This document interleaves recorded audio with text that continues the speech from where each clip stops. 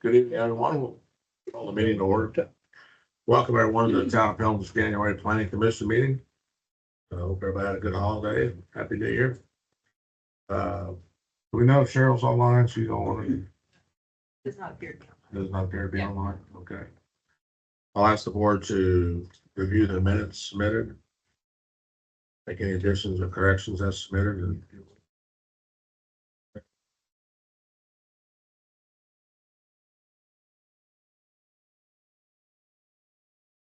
motion for approval or correction.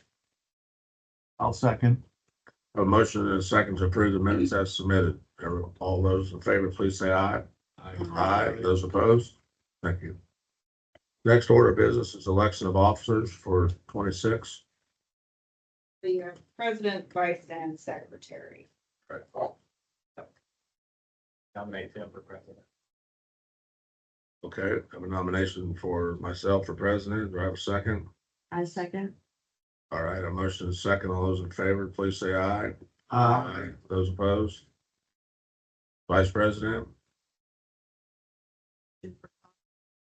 Motion for Kyle. I'll I'll second second that. that. Second, thank you, Brad. All those in favor of motion for Kyle for vice president, please say aye. Aye. Opposed? And for secretary, Make a motion for Carol. Second. okay, I have a motion and a second for Carol for secretary. Those in favor of Carol, please say aye. Aye. Aye, those opposed? Thank you. Okay, old business, the gateway overlay, the UDO amendment discussion. So we would like to request to amend the agenda to take care of new business first this evening. Rob, do they need to vote on that or? Okay. That's fine. I'll make a motion to amend the agenda so we can start with new business first, which usually takes longer than the old business, a little boring. I'll second that. Okay, second. All those in favor, please say aye. Aye. Those opposed, okay. All right. Agenda item for new business is our Keystone District final draft review. So HWC has been working with the town since about June of last year to do a zoomed in concept plan of the west side quadrants of the I-69 plan. This will be an addendum to that existing plan.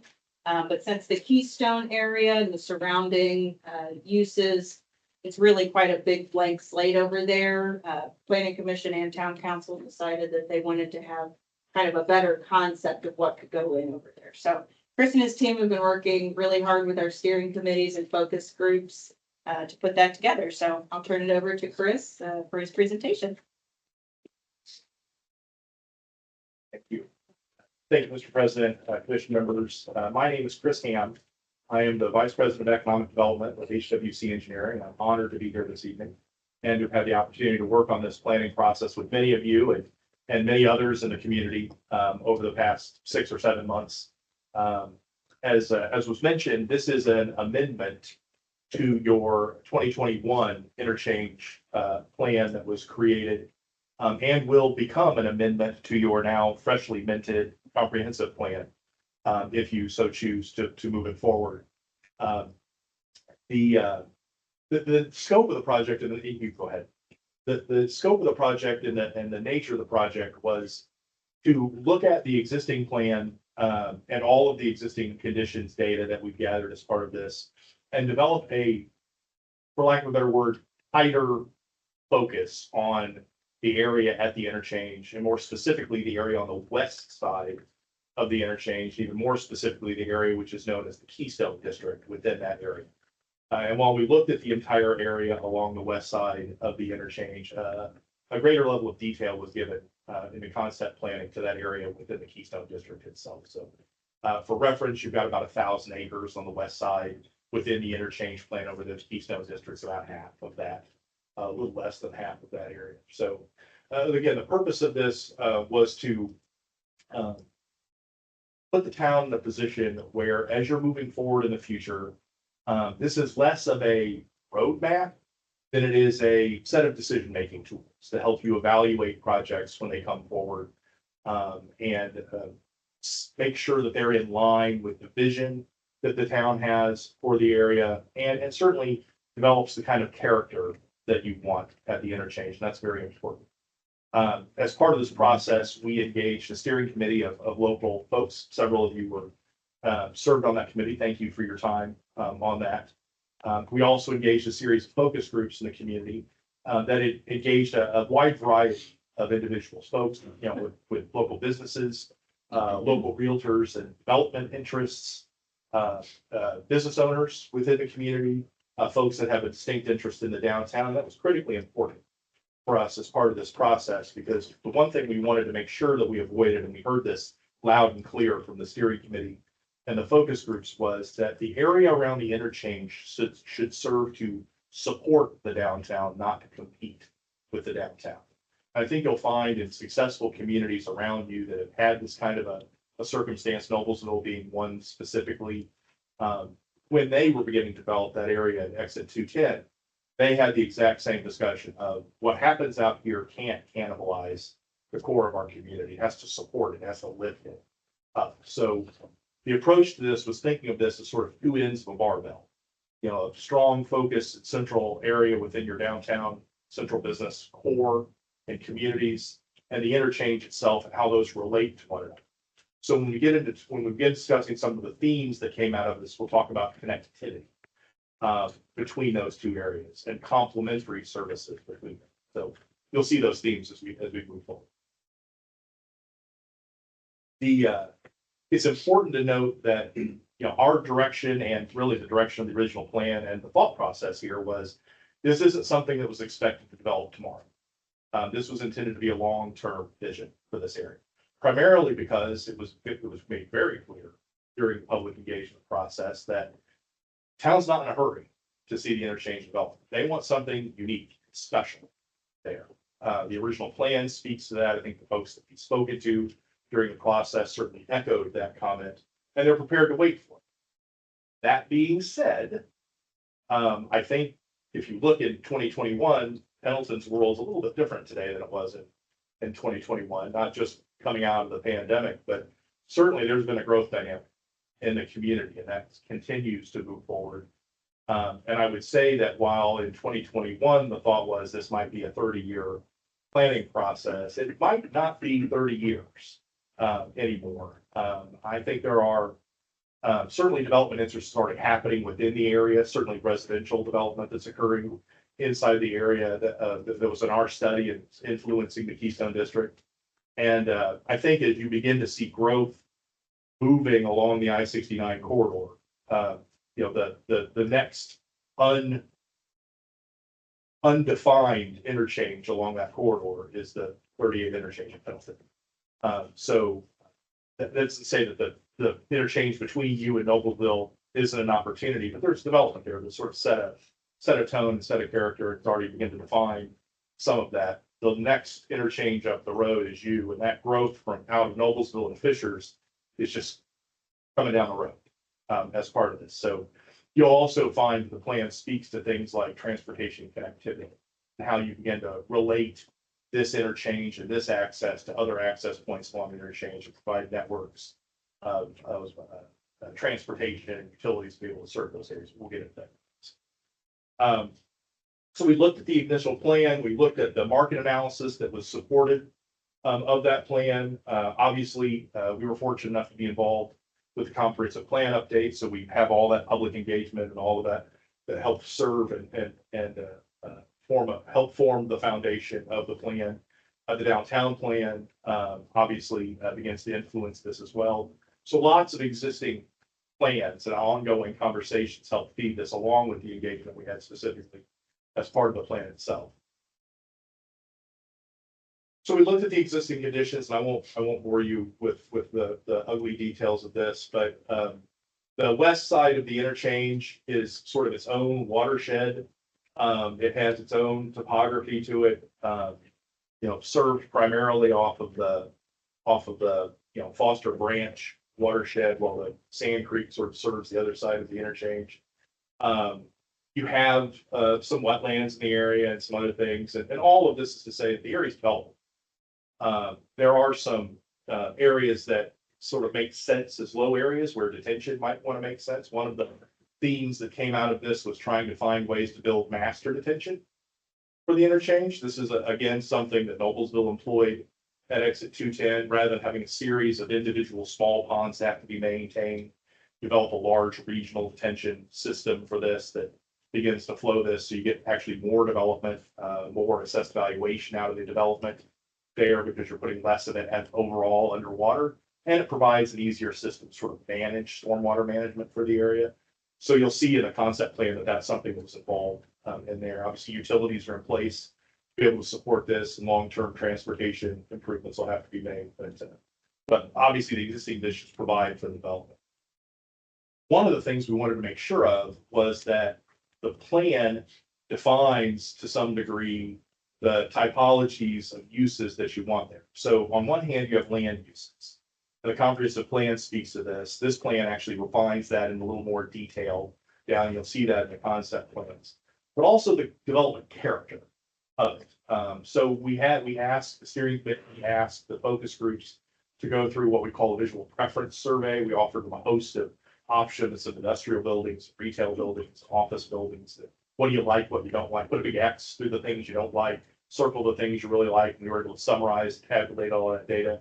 And what we found was that there is a strong desire to have a high quality master plan level of development on the west side of the interchange. And I think this applies also to the east side of the interchange. We weren't looking there, but at the interchange as a whole, a strong desire to have a quality product and something that speaks to the uniqueness of Pendleton and echoes that character of Pendleton at the interchange. So not everything's appropriate at the interchange was the takeaway we had from this. And when we talk about land uses, I think the expectation was that you're looking for a quality of development that is on par with some of the things you see elsewhere along similar locations along the interstate, but uniquely Pendleton at the same time.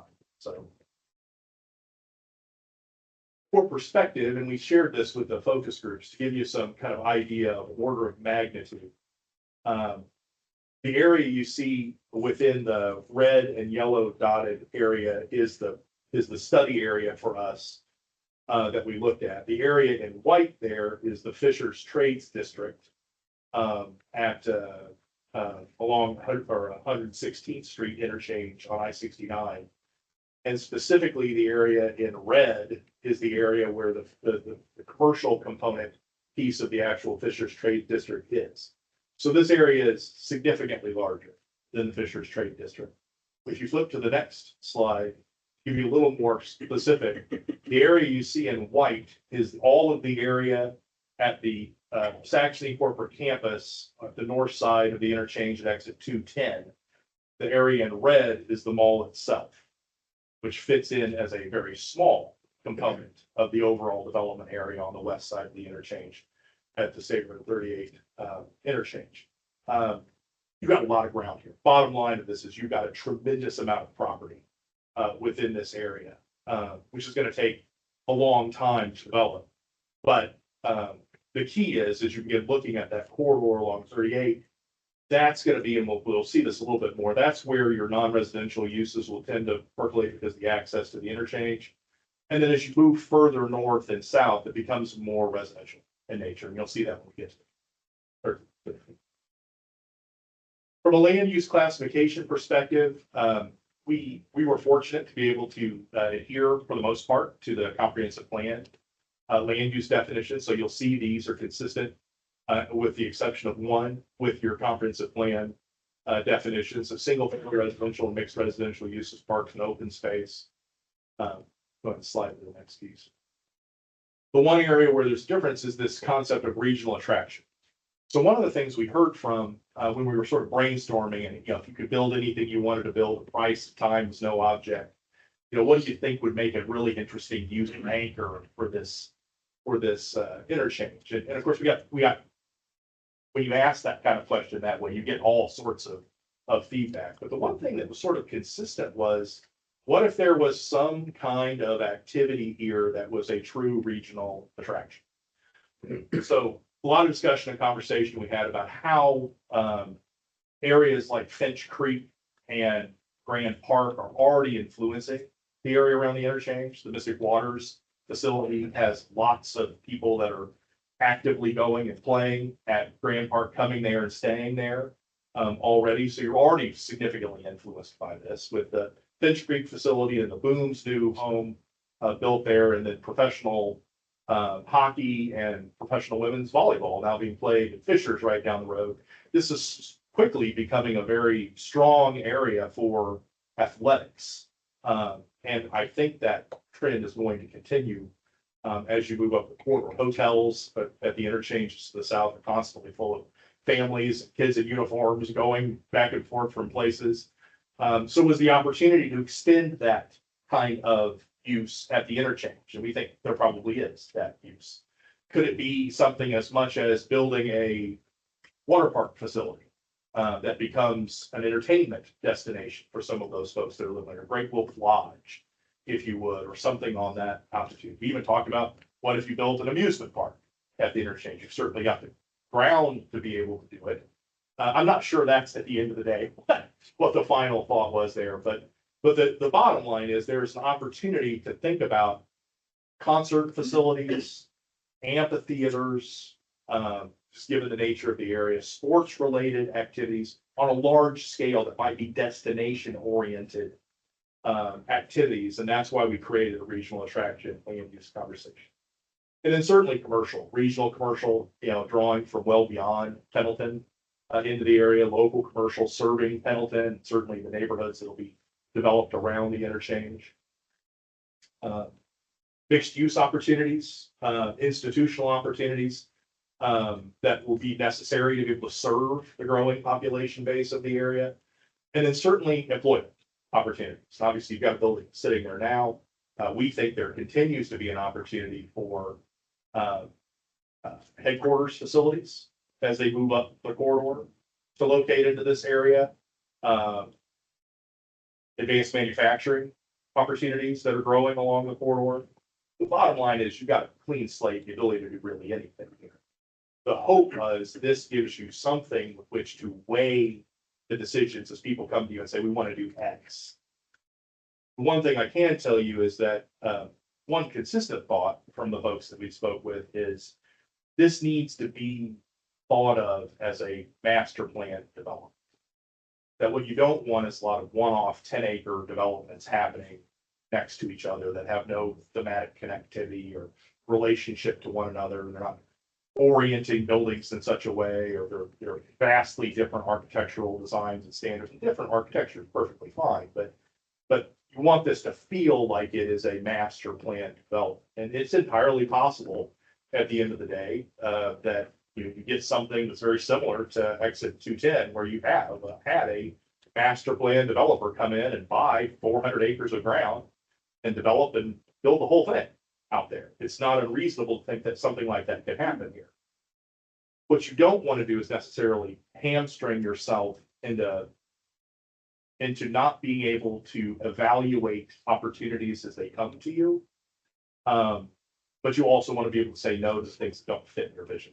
Here, hopefully this plan gives you the ability to think on that perspective and weigh decisions that'll be made over the next year to 5 years to 10 years to 20 years at this area through that lens. So again, what you see here is the west side of the area, the interchange plan.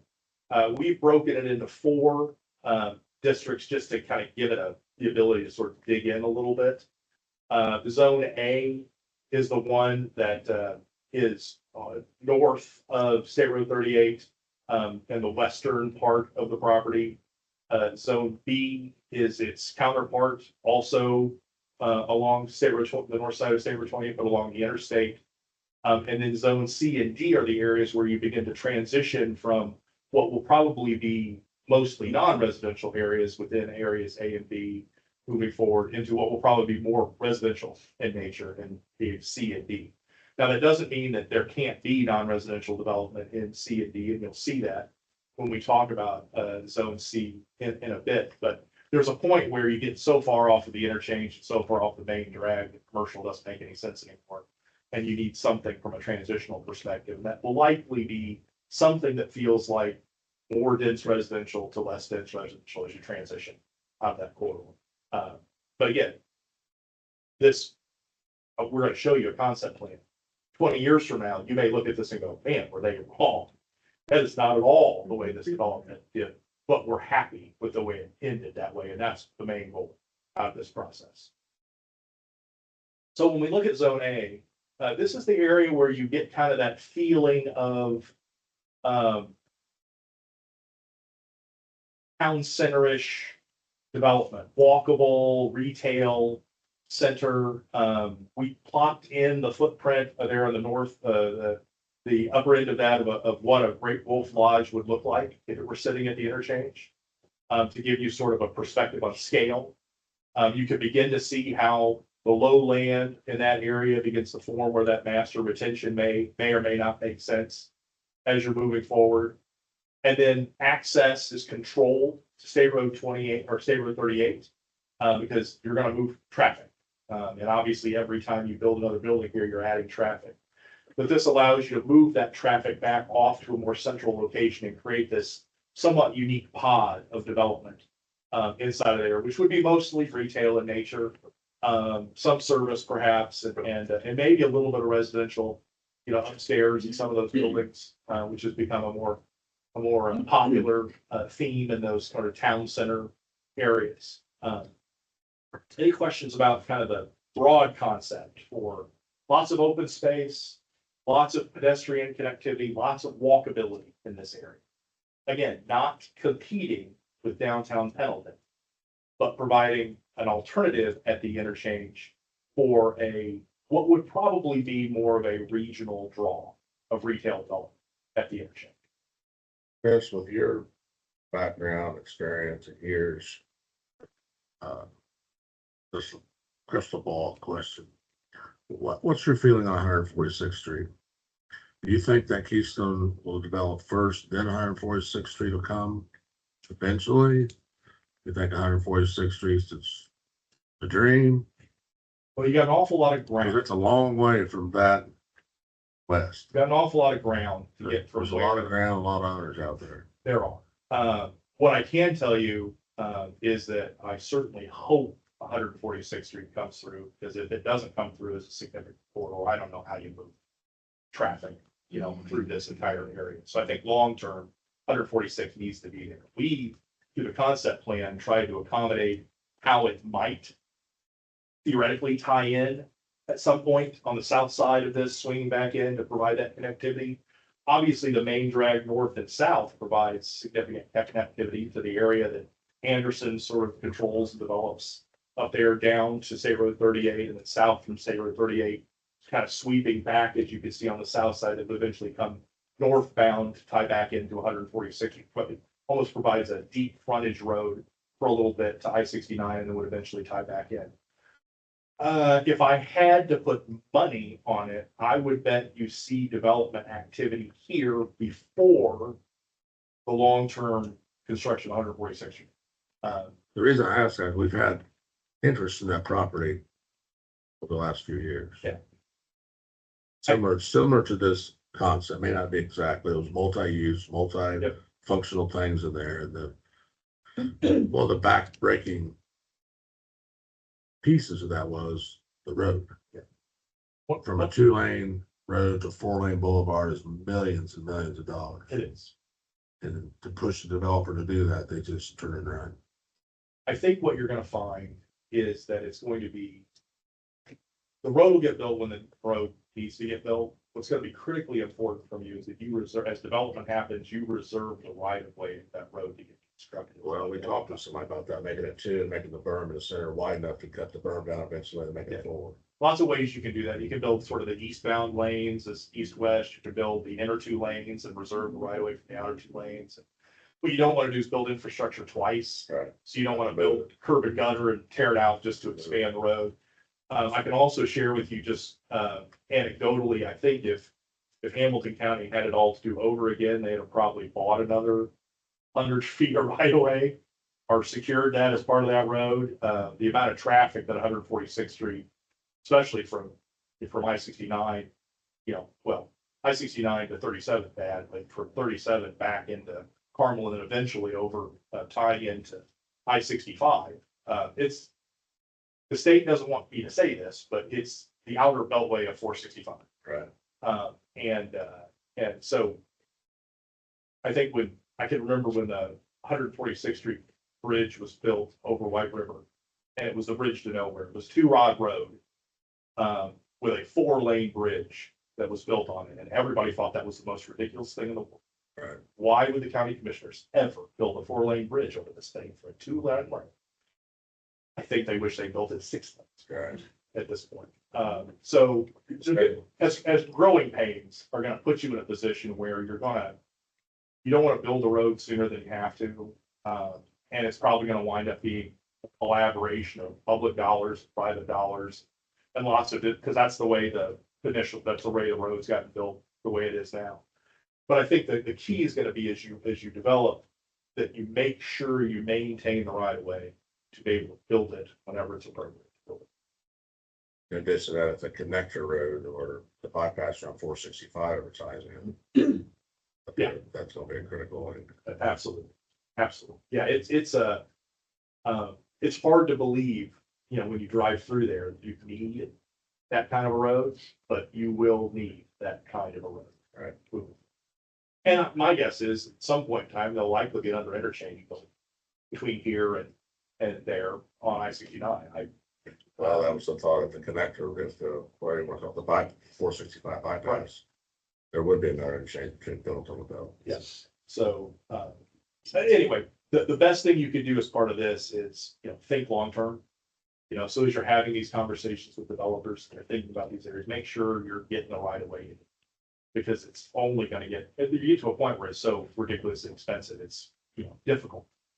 I know we had talked about like what our standards say right now for right-of-way dedication, arterial, collector, local, and maybe, once this is adopted, looking at, do we need to up those at all in certain areas or for certain developments to assure we have enough? Our 100 is our biggest right now. Yeah. I know NDOT's biggest is like 150 But well, at least, for their arterial style roads, so. but it could get us, it's 200. Yeah, so in we can areas. look at some things that might benefit our standards to update based. Well, we made Enterprise Drive to the north 4 lanes. Mhm. So access is gonna be key. You wanna limit access as much as you can to your major corridors. From that perspective, which is why those feeders are important, to be able to get traffic off of the main arterial and then feed it back into areas and then dump back on the arterial, so you're moving traffic that way. The scope and scale of what's shown in this concept plan is significant. And today it seems like, wow, that is an awful lot. But at the end of the day, it's not a whole lot more development than what you're getting at the exit 210 interchange right now. I'm not advocating any particular growth pattern for Pendleton. You need to grow on your terms moving forward, but there's certainly going to be the opportunity for growth and development moving forward if the town wants to, please. Thank you. The next area is then again that the sister pod, if you would, to that along the eastern portion of this, where we've got more corporate headquarter offices, some retail development right along off of the interchange itself in this area, potentially some large box retail. And then as you get north of this, some of those were contemplated to be flex buildings. They could be even large indoor athletic facilities. It's sort of complementing the growth of that youth sports activity along this area. And then there's a point where obviously it begins to transition to sort of transitional, denser, multifamily and or just denser single family to more single family product as you move forward. Then as we move to the south side of the interchange, we had this in 2 different districts, but for this purposes, we're really talking about it as one. There's an obvious development opportunity as you come south off the interchange for more, retail opportunities, commercial opportunities in that area. You'll notice the plan that, we've left Mystic Waters as it is. We think that could absolutely be a long-term use. at the interchange. It could also be a transitional use that, you know, if somebody comes and offers them amount of money that just makes sense for them not to have that facility there. And they'll make that decision, you know, as they move forward. So, you know, obviously it's very easy. We've designed the road that comes through and the retail development, that if that were to be something not what it is today, that would be easy to sort of fill that in with that development pod of its own. But, you know, we tried to show as much respect as we can to, you know, existing land uses here. And obviously nothing's going to happen here if nobody wants to sell their property. So that's the wonderful mix of development. It requires a willing seller and a willing buyer. And if there are no willing sellers, then this will look like it looks like often. So, and then you can see as you move further to the west and then down the interstate, it begins to transition to more residential. It is possible that some of that area that we show fronting I-69 becomes less residential and more commercial. There's just a point where the market demand, as you get further and further off the interchange, becomes less and less viable for non-residential uses, but that could absolutely, and the plan speaks that maybe there's some transitional use in there, some mixed use buildings that happen in that area. And then as you get closer to the existing residential areas, to the west, that transitions to more residential in nature as a transition. So that's the concept plan. Again, intended to be an addendum to your comprehensive plan, set a vision for the interchange, a bold vision, a long-term vision for the interchange, give you some decision-making criteria as you move forward. And hopefully it's a reflection of the many voices and great feedback we got from local folks as part of this process. And a fair articulation of, at least today, kind of the vision is there. And an acknowledgement that, you know, the interchange doesn't exist on its own. It's a component of the overall development fabric of the downtown.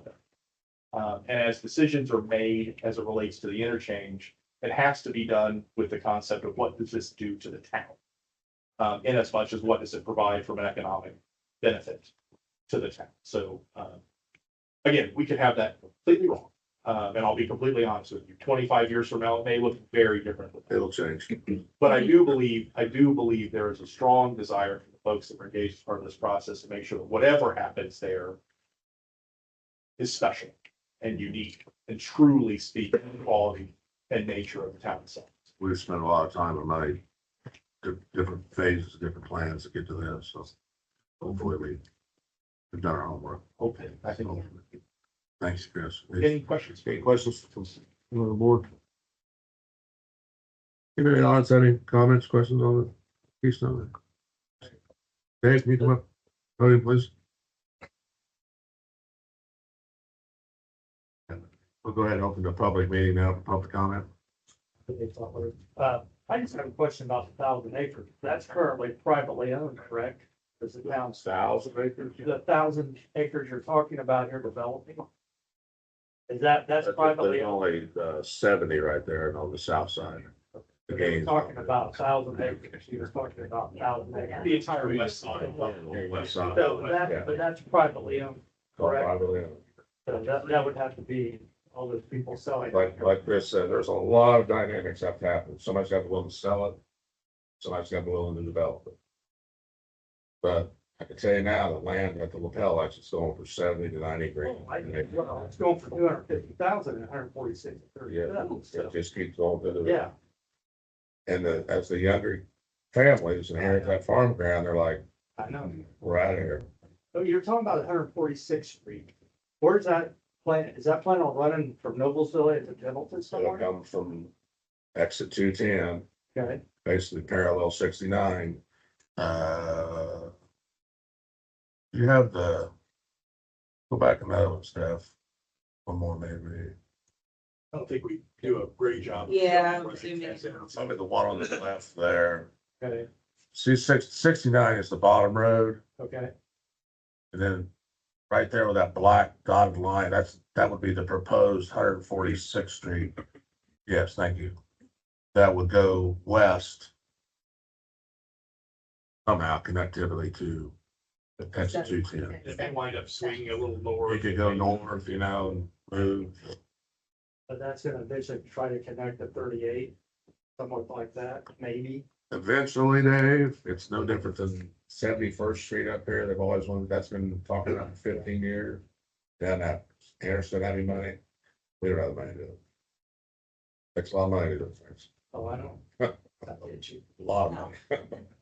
Okay. That's the questions I have. Thank you. And if you check out our thoroughfare plan, it kind of shows it at a bigger scale, that general connective like line. So you can get a better idea from, this is very zoomed in. I think that's, if and when that all develops out there, from Q10 this way, it's coming this way like a snowball. Oh, I know. Someone, these folks, the engineering folks look way ahead and say, hey, you need to put a road here to handle this, to do it. If you don't, you're really gonna choke yourself. That's where that's coming from. It's a helpful thing, not a hindrance. Yeah, if you're gonna develop, yeah. Yeah. Yeah, have the infrastructure for it. Okay. Thanks. Thank you. Any questions or comments from Mike?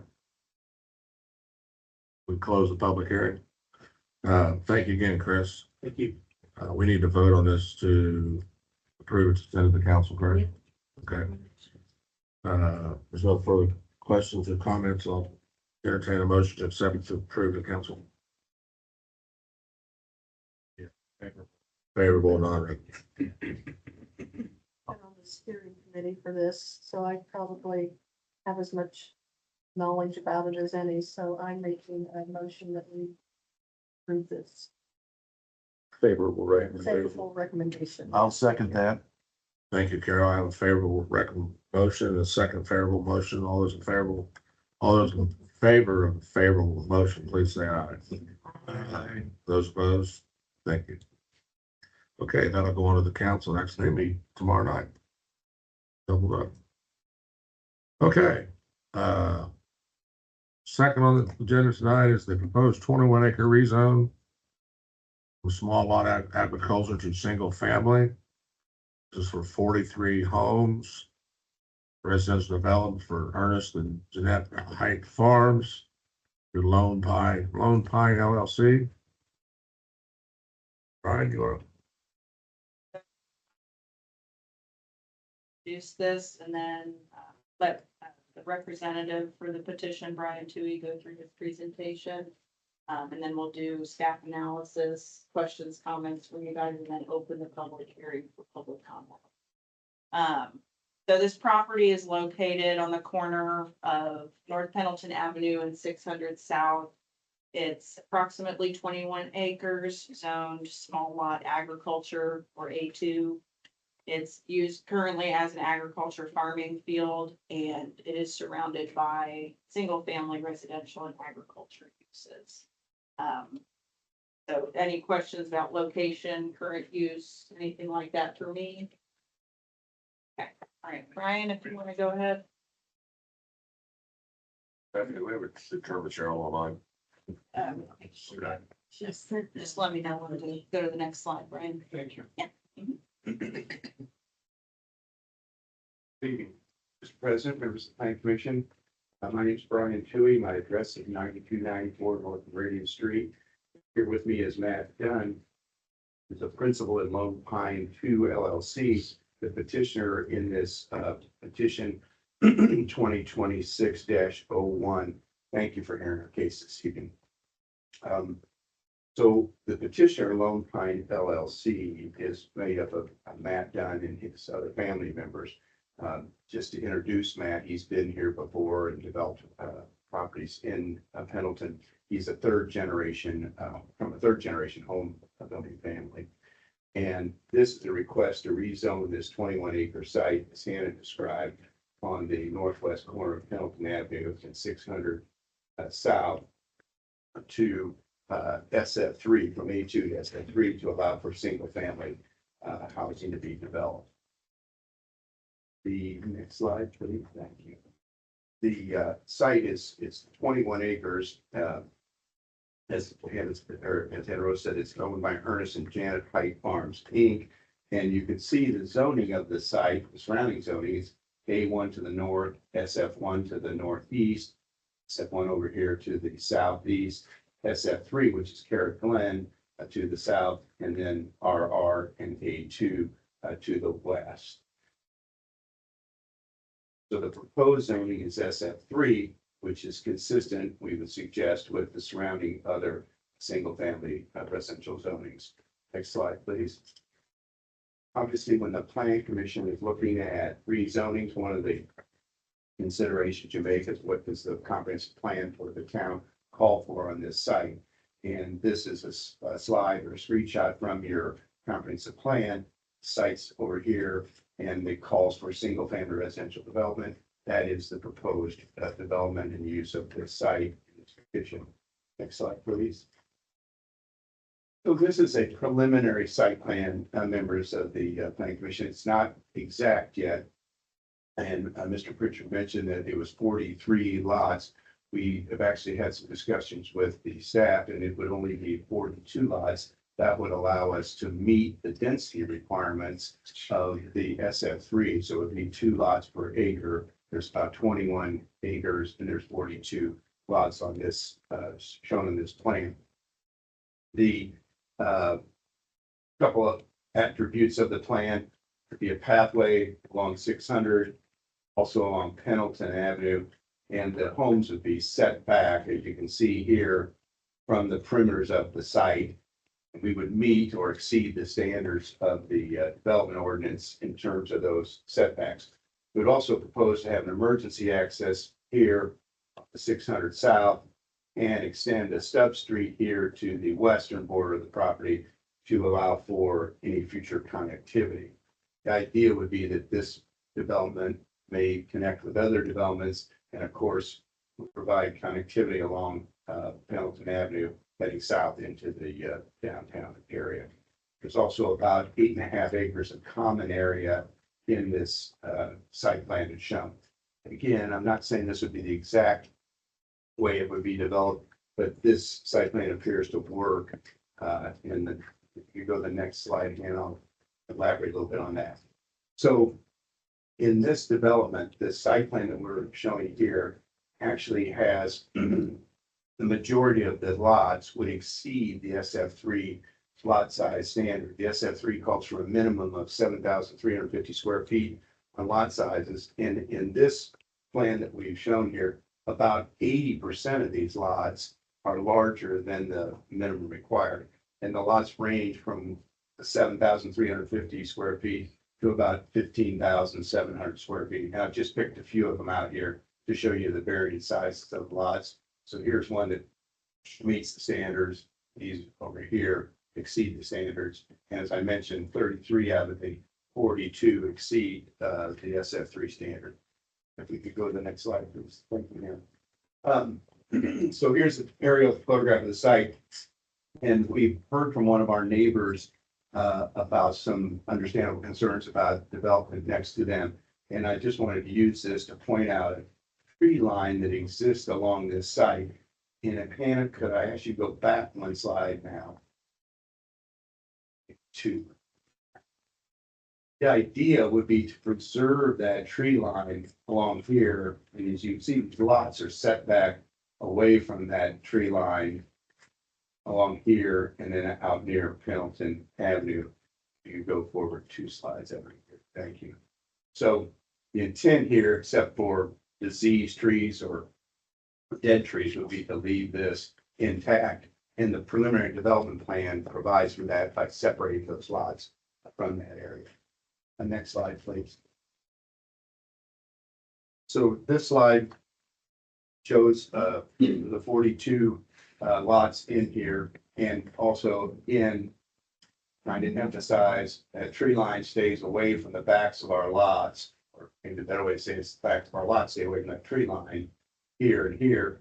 In fact, there's an additional common area that your development standards require a 30-foot buffer along here and a 60-foot buffer here.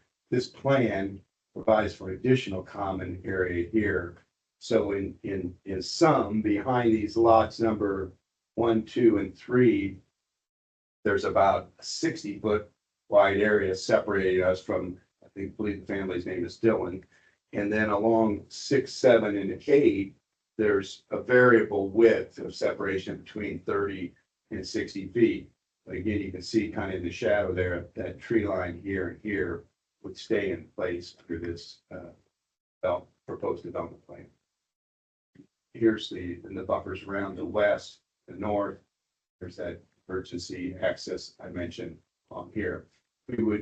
Our traffic engineer proposes that we build a boulevard entry where there'd be one lane coming in and two lanes coming out.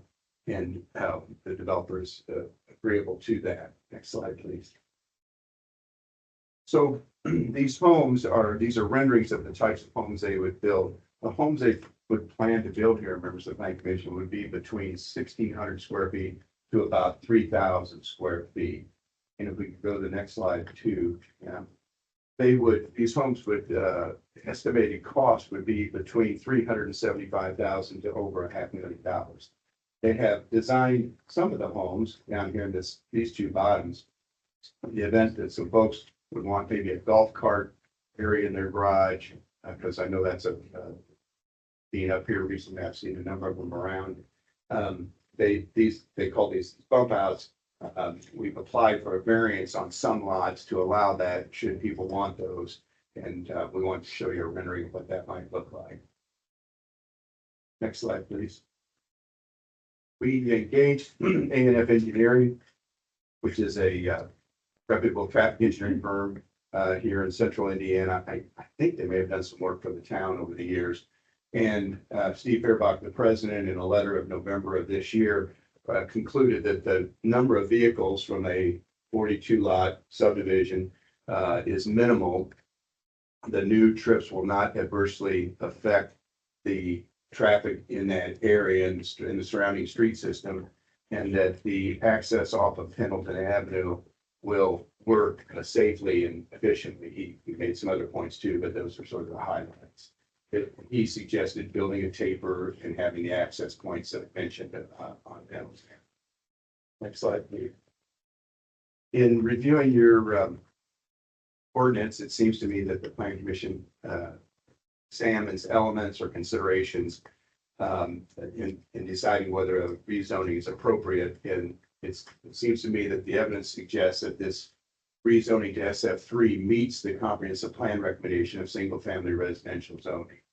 And then if you look at the current conditions and character of the surrounding area, it seems to me around this area is almost exclusively single family housing, at least on the east and south borders, or on the west and south borders, and on the east, Pendleton Avenue across the street is residential also. So it would seem to me that this proposed use is consistent with that current condition and character of the area around it. Examine whether that's a desirable use. This is a rather small site, 21 acres. Since it's near other single family residential uses, it would seem that that kind of zoning is desirable as opposed to a commercial or industrial type zoning. The homes that I mentioned are estimated to cost between $375,000 and $500,000. That will add a significant amount to the Pendleton's tax base. It's on a site that's now just a farm, 21 acre farm. There's nothing wrong with the 21 acre farms. It just generates a lot more taxes. The rezoning will allow for attractive single family houses to be built near other single family houses. I respectfully suggest that's evidence of responsible development and growth. And then our last slide, Hannah. So to sort of summarize our presentation, again, thank you for your time. We suggest that this proposed rezoning is compatible with the comprehensive plan, the 2025 plan recommendation of single family residential. It will provide sidewalks on both sides of the street within the development and three ways along 600 South and Pendleton Avenue, again, to provide some connectivity heading south. The proposed development will connect to future neighborhoods to the west should that occur. It represents a capital investment of about $18 million, which is a significant addition to the town's tax base. And Mr. Dunn and his family have a proven track record in developing successful residential neighborhoods in Pendleton. We've received a letter from one neighbor, and we've responded to the staff with some suggestions on how to address some of their questions and concerns, and we're happy to answer any questions you might have. Thank you for your time. Thank you, Brian. And then, responses is in your iPad in the folder for 600 South. I think Brian touched on each paragraph there. We'll give you time to respond to those answers here in just a little bit. Any comments? So Shannon, do you want to go through the staff? go through staff analysis, and then if you have questions for Brian or I. We'll go to the board first. Yeah, the board first and then Brian. over with the hearing. Okay. So the function of planning staff is to analyze the petition against the comprehensive plan, other approved and relevant plans and ordinances, and any existing conditions or variances placed on the site to present facts and analysis. So based on that analysis, staff has the following comments. The proposed rezone is in character with surrounding uses, and proposed product is in line with surrounding property values and housing styles. It adheres to the future land use map of the recently updated 2025 comprehensive plan. Provides roadway stubs to potential future developments. Provides trail and sidewalk connectivity, both interior and surrounding existing neighborhoods and the park. Staff also listed some potential conditions to consider with your vote. These are a basic list. You can consider them, add, delete, modify. But these are some that staff thought would be good to add to the rezone. So the first one being retaining the existing tree line, which Mr. Tui said that they were willing to do on the northeast border of the property, except for removing dead or diseased or invasive, to maintain the natural and mature screening that's already there. Heavier than required minimum standard buffer yard screening for the southern border of the property at 719 North Pendleton. Fencing, berms, arborvitae's, extra trees, things of that nature. A more medium buffer or heavy buffer than a light buffer. Permit only single-story homes along this property area as well. And then we would like to see the northern cul-de-sac also be turned into a stub road. Instead of a cul-de-sac for potential connection to, development in the northern property up to 360. And I know that the site plan that's shown is one, I think it has the 43 lots on it, so it might just be some shifting and moving about, but we think that would be some good connectivity for the next development to the north as well as the west. So they've already got the one to the west, but that might be an additional stub that's good to have. So other than that, I don't have anything else with my analysis. If you have any questions for myself or the petitioner, happy to answer that. Thank you, Hannah. Uh-huh. I'll open it up to the board now for questions for Hannah or Mr. Tui or Mr. Gunn. So this is the cul-de-sac I'm talking about. Okay. So in some way connecting north instead. So that entire tree line is part of the property of this. The tree line is not. It's owned by this 21 acres. Actually, we're not exactly sure. There may be some on ours and there may be some on our Yeah. neighbors. Yeah. But obviously, we wouldn't touch anything on our neighbors. The trees on our side will stay away from it also. I do like the idea that if there's any invasive trees in that, include those to be removed. It'd be fine of it. I bet they're all. I'm sure there is.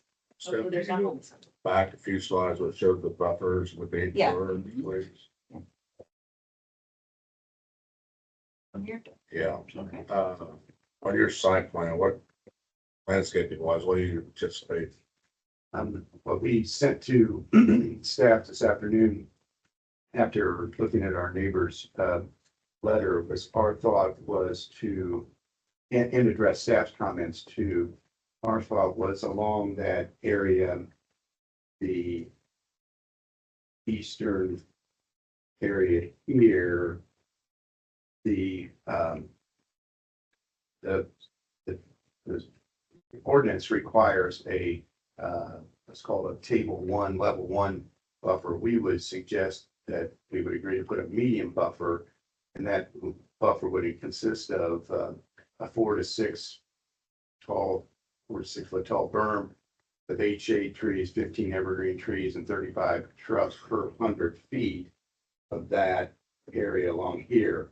I think that would, with this existing tree line would create a pretty good barrier. It's in excess of what's required under ordinance, but we understood that was the staff's request. I would give a buffer that typically you see between varying claims, uses like residential versus commercial. That would be elevated for that. Much more dense. It adds to the request for extending this street as a sub-street. We're fine with that too. That got brought up the other day when I came here and met with Denise and Hannah, and I just didn't have time to change the site plan, but sure we can figure that out and make this stuff a street to the north.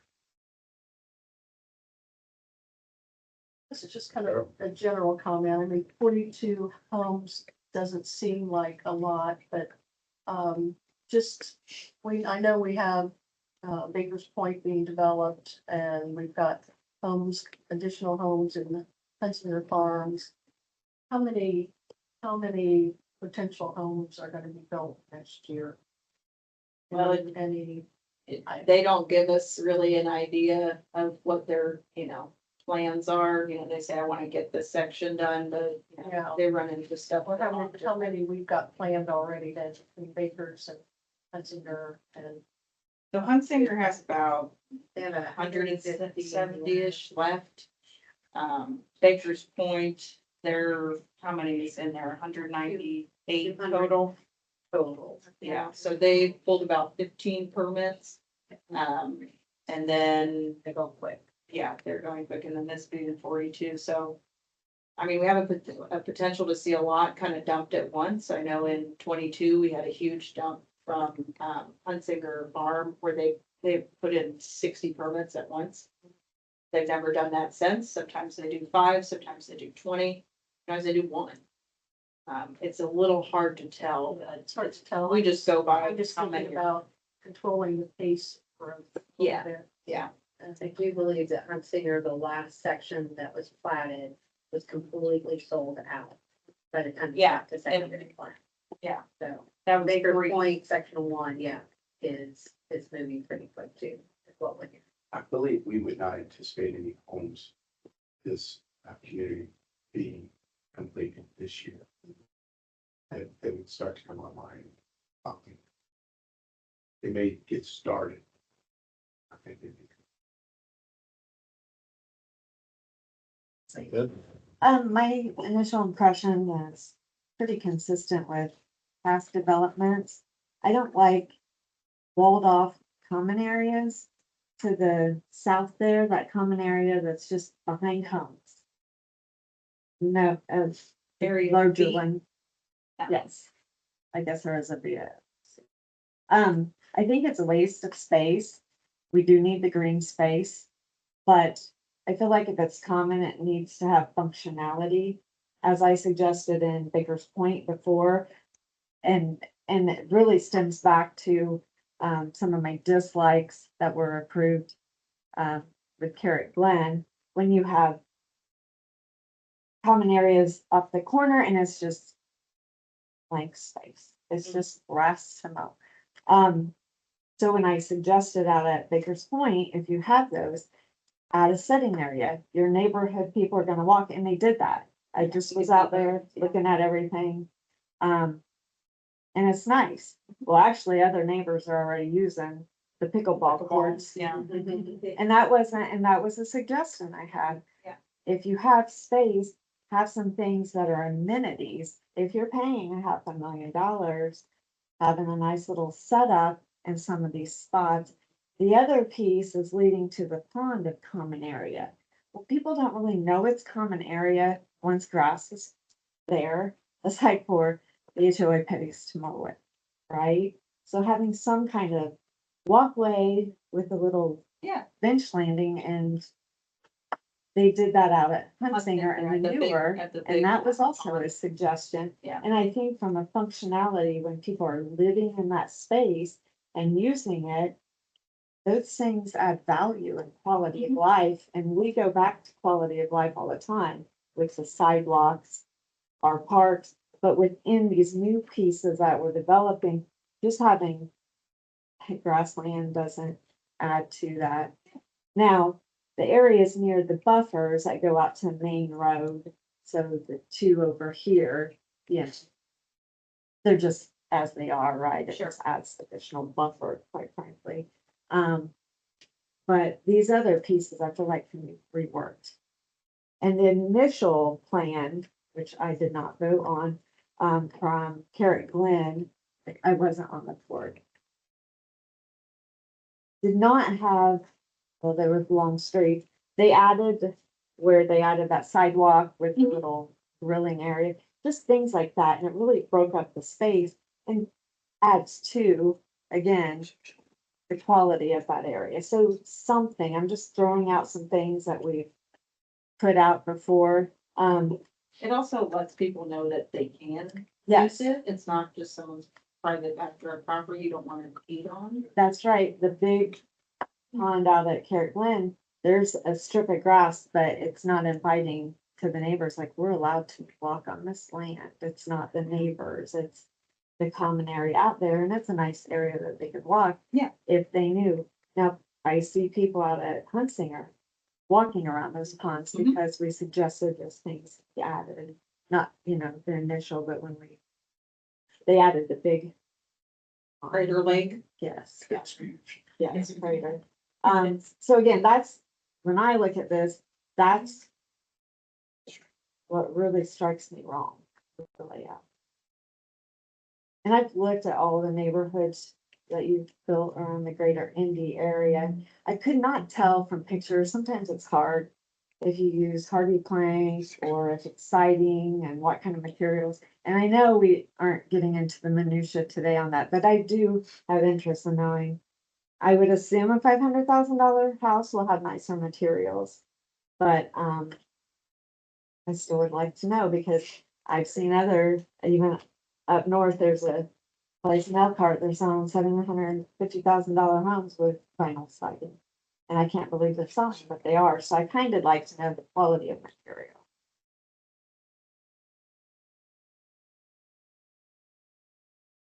We have the answer in that, Brian.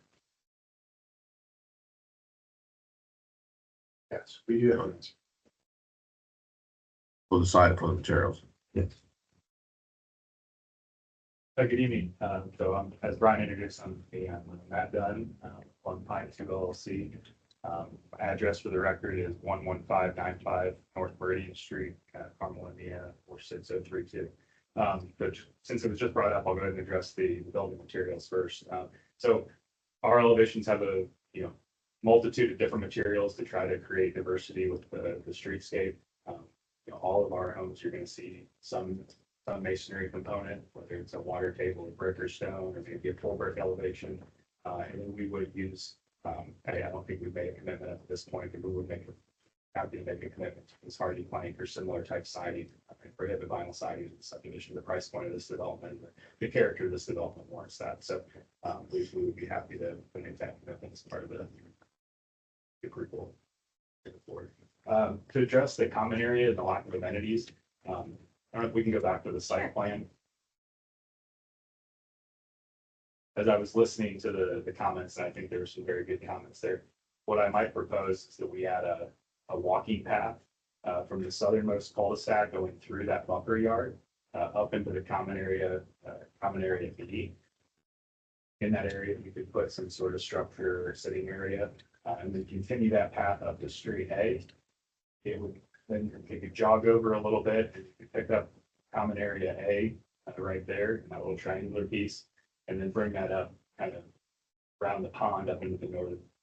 It won't be a cul-de-sac anymore because we're going to make that a step street, but it could tie into that street. So one, that provide kind of a circular loop throughout the community and creates more useful common area at your point. That's kind of a recommendation I would make. Thank you, Matt. Are any of the common areas going to have playgrounds for the children in the neighborhoods? We're not proposing any playgrounds at this point.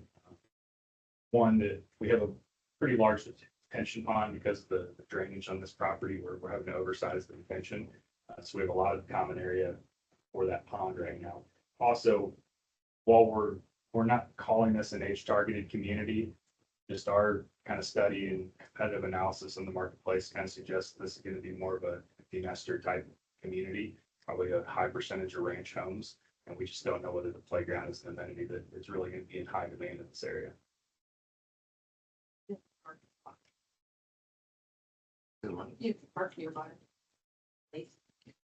But the nearest playground facilities would be located down at Water and North Pendleton Avenue. There's nothing in there. North Water. There's a cabin, That's fun. some trails and. Don't drink that. I know, I like it. Thank you. I have a question for Denise. Okay. So the proposal, I understand there would be the sidewalk out here on Pendleton Avenue, right, like we've done the others. So, and could be children living here, they walk out that sidewalk. South of there, there's no sidewalk then that connects to then the sidewalk that starts at Carrot Glen. My concern is the kids. I feel like whether it's.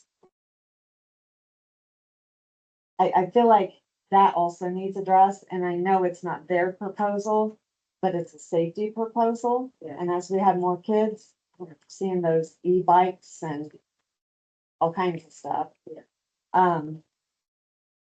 I would be concerned because they're gonna want to get into town, and there's just that one section where there's nothing, and then they're gonna get on that road and someone's. And so the town needs to figure out the monies for that. That is correct, yeah. 600 South is slated as one of the top priorities of a roadway for improvement. So that would come into play with our road impact fees here, probably would be coming into our conversation here with our replacement plan this next 5 years.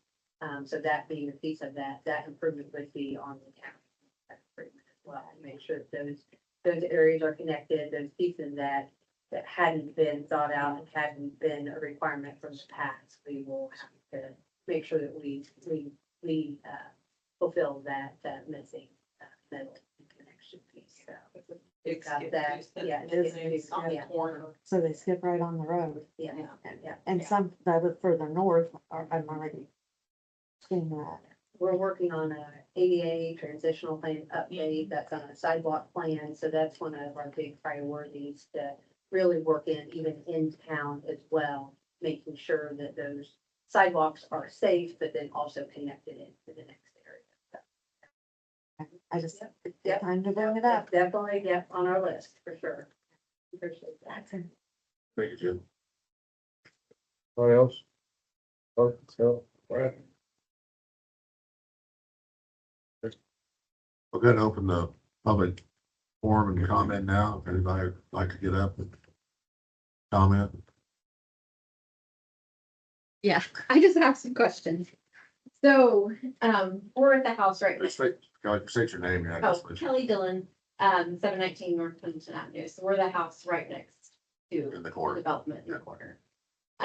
We have a pool in the back. Our house was broken into in 24, and now we have somewhat of a little aggressive dog. She's kind of very territorial. I feel like, in that area, that we would probably need a fence, especially with the common area there that I'm seeing now, because I'm not really worried about my dog going out of my yard. I'm worried more about maybe a kid wandering I'm into. in your yard. So the more area that we can get built up, one, because I have a pool, I would like to keep my privacy. Two, our animals, the less they see them or hear them, the less they're gonna bark. They are boisterous. And then the other concern I think was, with the North Pendleton Avenue, opening there to the addition. That's concerning because it's already, I have to back into my drive now because, next year my kid will be driving. We have to back in now because it's hard to hold it, or, you know what I mean? It's hard to, we just like to drive out of it. It's hard to maneuver in our driveway because of the traffic now. Let alone when we have, you know, you figure at least 2 to 3 cars per property coming in. And then if there is possibility for more homes next to this, where they're possibly leaving that open for more development later. I don't necessarily agree that North Pendleton Avenue's entrance is the right. I think 600 is a better option. I think they, in favor though, they did do a good job addressing your. Yes, absolutely, Yeah, yes, okay. yes, yeah. I think we're okay with everything else. Good. I think that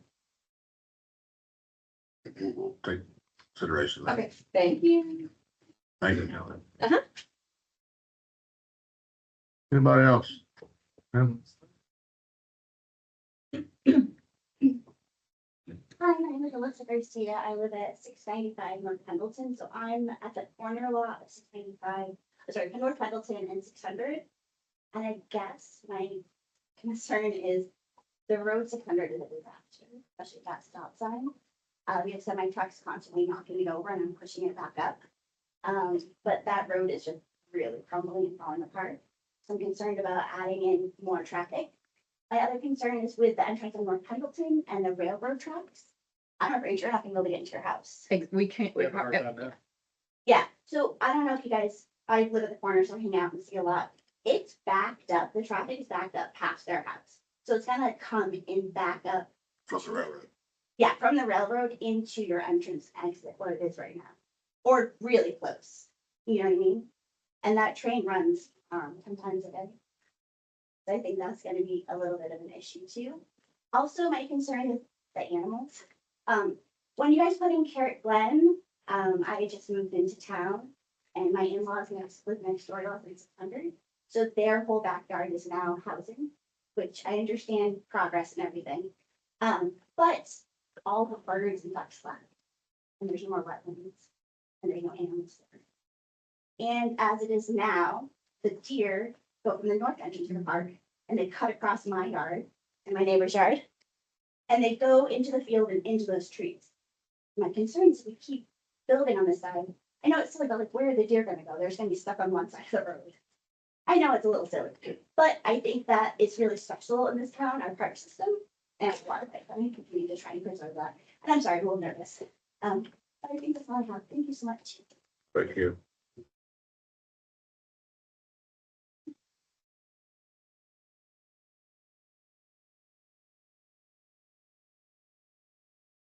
I'm Phil Tooley. I live at 220 West High Street here in town, just very short. Up to the west and the south. I've lived in Pendleton for 55 years. Out on 900 South for 27 years, but 17 years on State Street. And then currently 8 years on High Street where I live now, which has become the bypass for State Street. And really, the great presentations we've seen tonight, and very well done tonight. Not objecting to the growth or anything like that. What I see every day now is a traffic issue that just continues to get worse.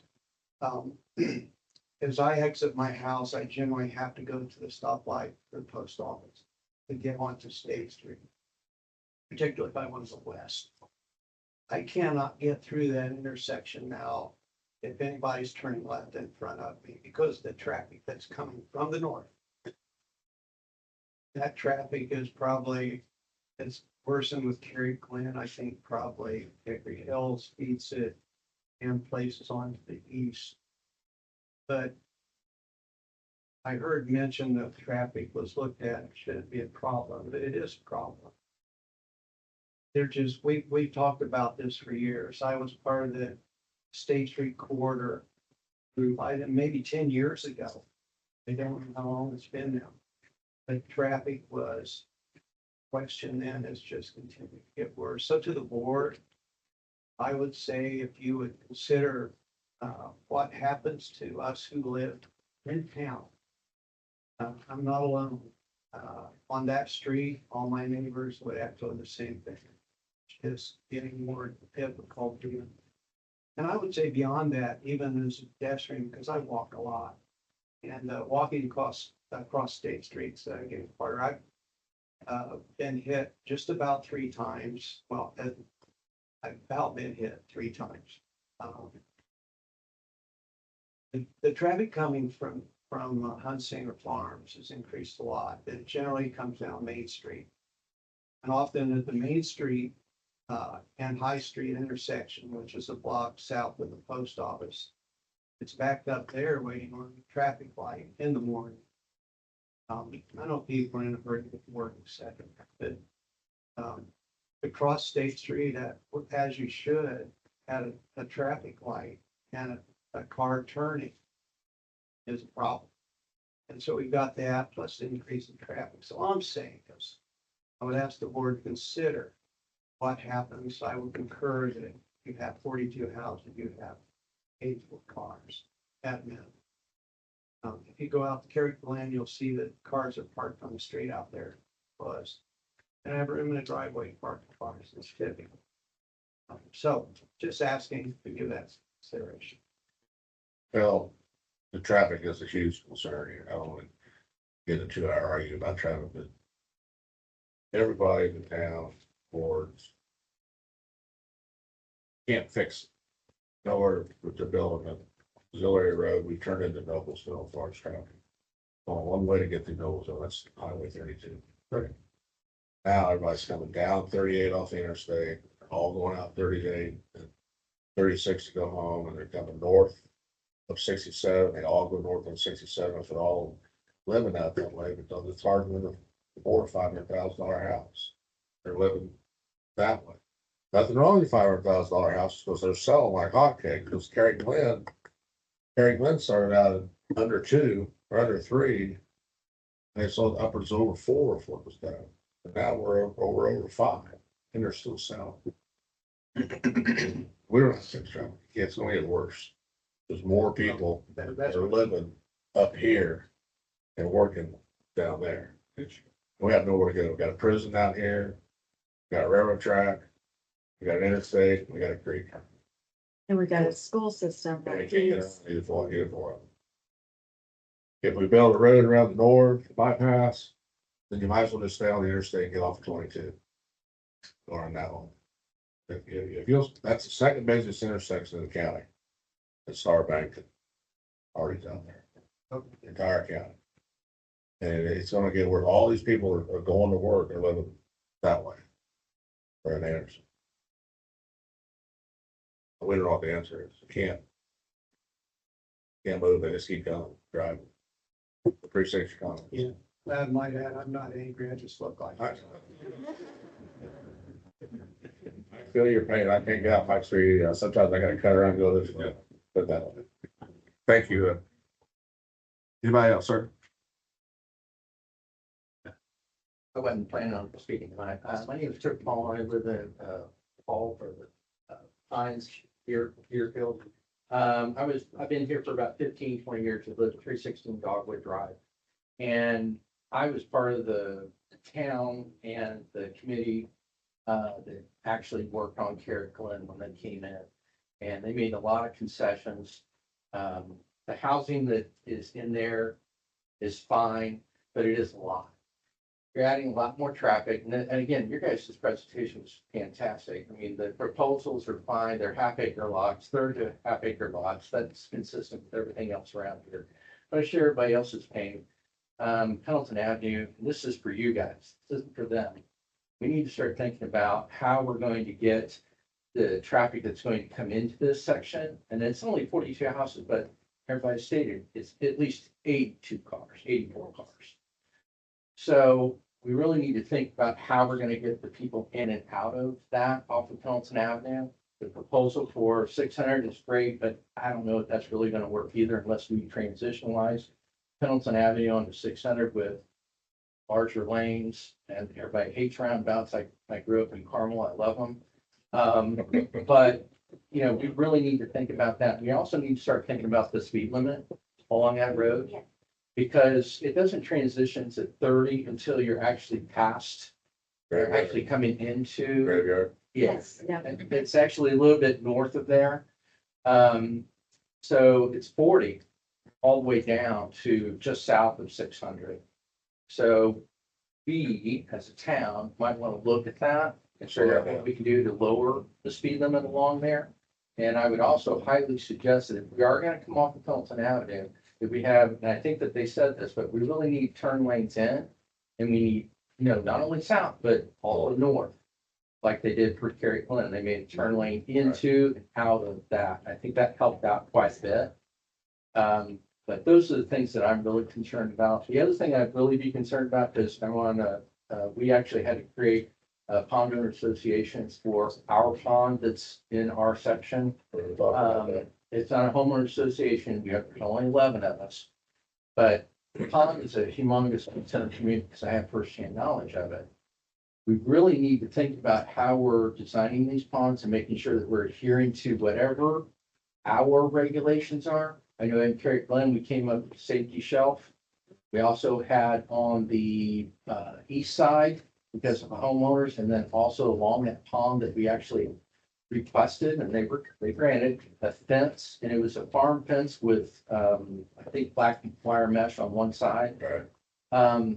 I don't know that that's going to be an issue for anybody that's living here, but then on the other side, it could be. Everybody loves the pond.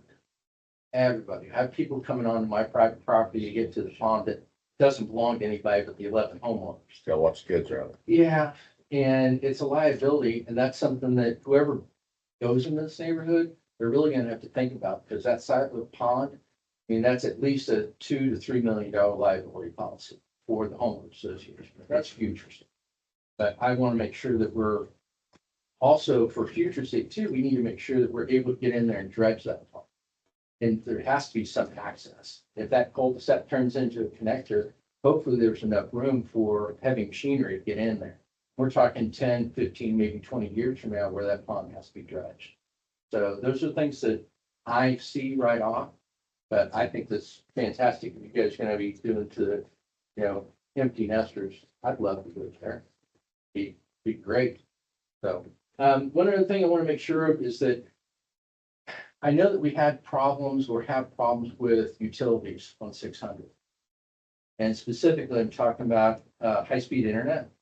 I'm also talking about gas, natural gas. There's no natural gas along 600. There might be along Pendleton Avenue, but that's something else that we need to start thinking about as we expand the down to 600. And I know that Kyle lives on that road basically. So I know that a lot of that doesn't have gas and utilities that are necessary for the homes that are going to go in there. So that's something else that we need to start thinking about. How do we do that? And how do we get that access for the future down the road? Thank you very much. But your 600 comment is well taken. If Enterprise Drive develops north, Mr. Gardner sells his land at some point, then that road will go up and turn east and connect to 600. North Heritage. North North Heritage. Heritage Way, I'm sorry, Yeah. North Heritage Way. Mm-hmm. So there would be an alternative loop out that way or back. Yeah, I heard that we're. Thing we have to be cautious of, because we don't want everybody going that way and going up on that. Yeah, I had heard that we were thinking about, Truck traffic. yeah, extending that 600 in some way, making that a connector, but we don't know how soon that That will develop happen. north to his property, and if, when he sells his property. Are you anticipating gas here though? Where's the gas at, you know? It's gotta be on Pendleton Avenue. It's all the way up Pelham? That's our knowledge now. It's south on Pendleton Avenue. And maybe as far south as Kerry Glen.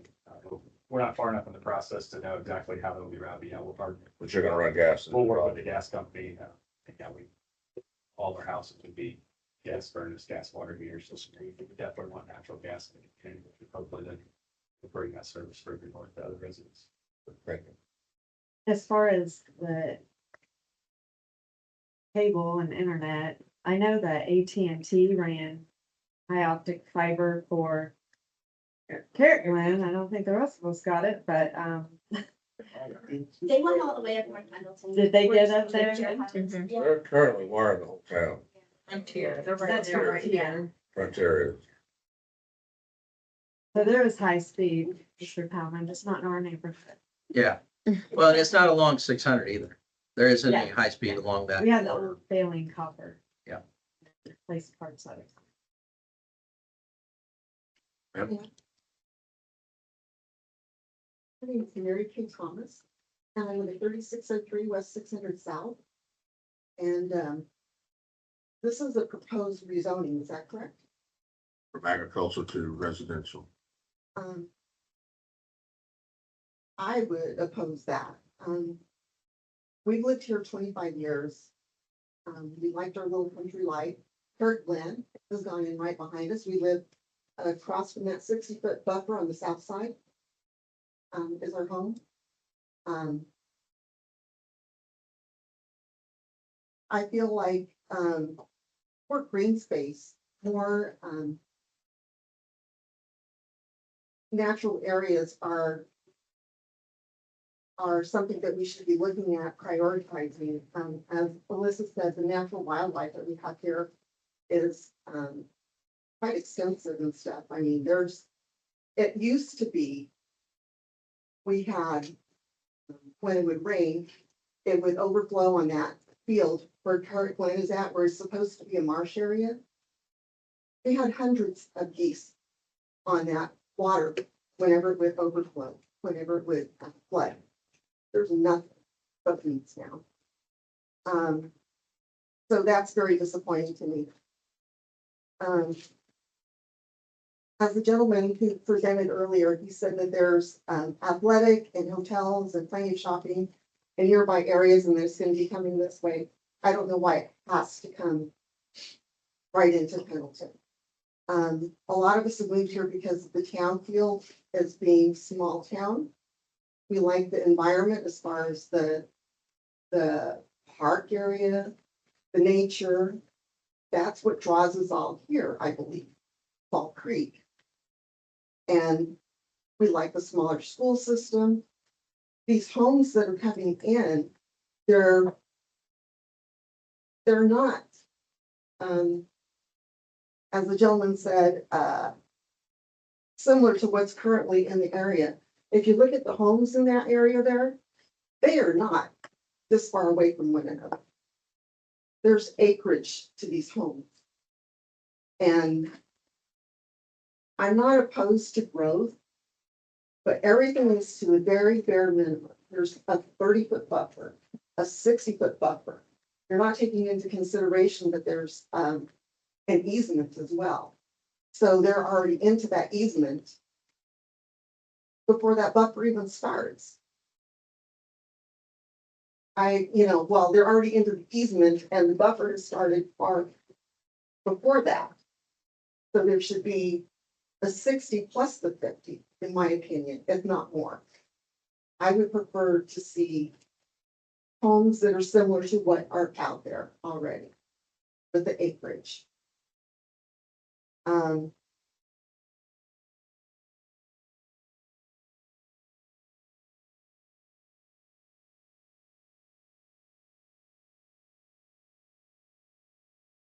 think that was most of what I had in my notes. The traffic, again, is very extensive in that area. And this was even before Carrot Glen came in. We've had a lot of traffic building up through there since Westby came into the area. And now that Carrot Glen has come in, there's traffic that lines up. There's a lot more noise. I have grandkids that come and stay with me and stuff. I worry about them. We don't have a fence on the front part of our yard. I worry about them, wandering off and, I'm a good grandma, but, sometimes things happen. And I'm just worried about all the traffic and I would vote against this proposal.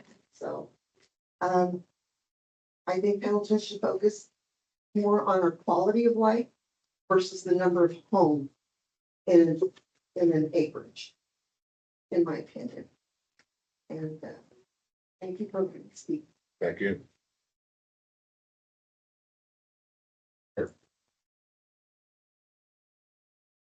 How we doing this evening? Good. So I was a golf professional at Pendleton, go for 8 years. State your name and address. It's Tim Sears, 656 North Pendleton Avenue. So I was right across from Kerry Glen. I was hoping to take a little bit of that wind out, but it didn't.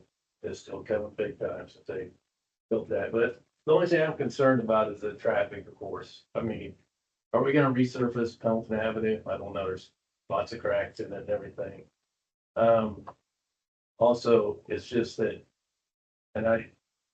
this proposal was made about 5 years ago for this property. My wife's a realtor, so I know. Why is it the advantage of doing it now as compared to before? Why are you guys, I mean, I'm just asking that question. Is it just because you know that we have people coming in? Is that why we're doing it now? Because they turned it down before. But not you, right? It wasn't them, I know Different that. administration, different. Right. Okay. Well, I just, bunch of the history on that, it was, proposed before and then they turned it down, so. I'm just, like I said, I know we're wanting to expand and become bigger, but with our concentration a little bit on the traffic. If you go Geist, they have 2 roads on either side. We just have that one road, Pendleton Avenue, that's it. And of course, like I said before, they have a hard time getting out of the driveway. I do too. So, and I like proposal about the speed limits too. Lower the speed limits down would help. Good point. Yeah, thank you very much. Thank you. I have one more, one more thing real quick. When they do start construction, just, be mindful to adhere to the hours of the construction. We'll have that. Okay. There's ordinances. Yeah. Okay, Can't go past 9, can't start before Okay. 7. They don't always adhere, but you can call the town. Okay. Because I had to do it. Anybody else? Hi, I'm Jillian Gray. I just live right up the street at 632 West State Street. I work at the school and it's weird, and I know all of our elementary schools are jam-packed. So I'm just like getting nervous and like just wanting to know, like, down the road, like, obviously you guys are wanting this project to be more, not of the small families, but like all these houses and all these kids, like, we're gonna start doing injustice to these kids because there's 20 some kids in each class. Like, teachers can only do so much, and with some of the kids coming in with behaviorals, it's like, gosh, it just makes me nervous. Like, these are gonna be running the world, and like, we're hurting them, just allowing all of this buildup in Pendleton. Let them go somewhere else. Let them stay in Carmel. Let them go to Westfield. Let them buy the $500,000 house there, because the little guys, you're pushing us out. I can't afford to live here, and it's sad. I'm from here, born and raised, Arabian, green and white in my blood, and I can't. Like, I'm nervous because a couple of years there's going to be a place for me. My little house I rent's going to be gone because it's going to be taken up by all the construction. So it's just, my worry is just like, now what are we gonna do? 100 more homes or whatever, because there's more, gonna be more and more. Are we building another school? I mean, our little elementary school here in town it's hurting. It's hurting. Yeah. School's got about 700 to 900 transfer students. Yeah. Not from the Pendleton area. That drive it. That drive the capacity there, so we can move those kids out as needed. We don't have to Yeah. accept those kids. And that's sad too, because those families have to go live in Anderson to be able to pay their bills, but their kids deserve to come here and not have to go in that bad, the bad schools, I don't want my 3 boys to grow up in Anderson.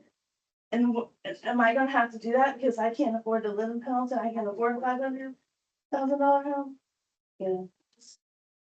This is Pendleton's a small town. I don't wanna live in Carmel. You do raise a valid, concern, and as administration and staff here, we do make sure that we have top priority, to communicate with our school system and the administration there. And, you know, and still they're saying that, you know, they are still at about 80% capacity. So they've got room to grow. The only one that's closest to that is Maple Ridge, and they're about 90% right now. But we do know things are gonna change here in the next 3, 5, 10 years. So we definitely want to make sure that we communicate, work with them. You know, in the years, yeah, to make sure that, you know, our school systems are the way they are today. So, yeah, appreciate that. Thank you. Thank you for your time.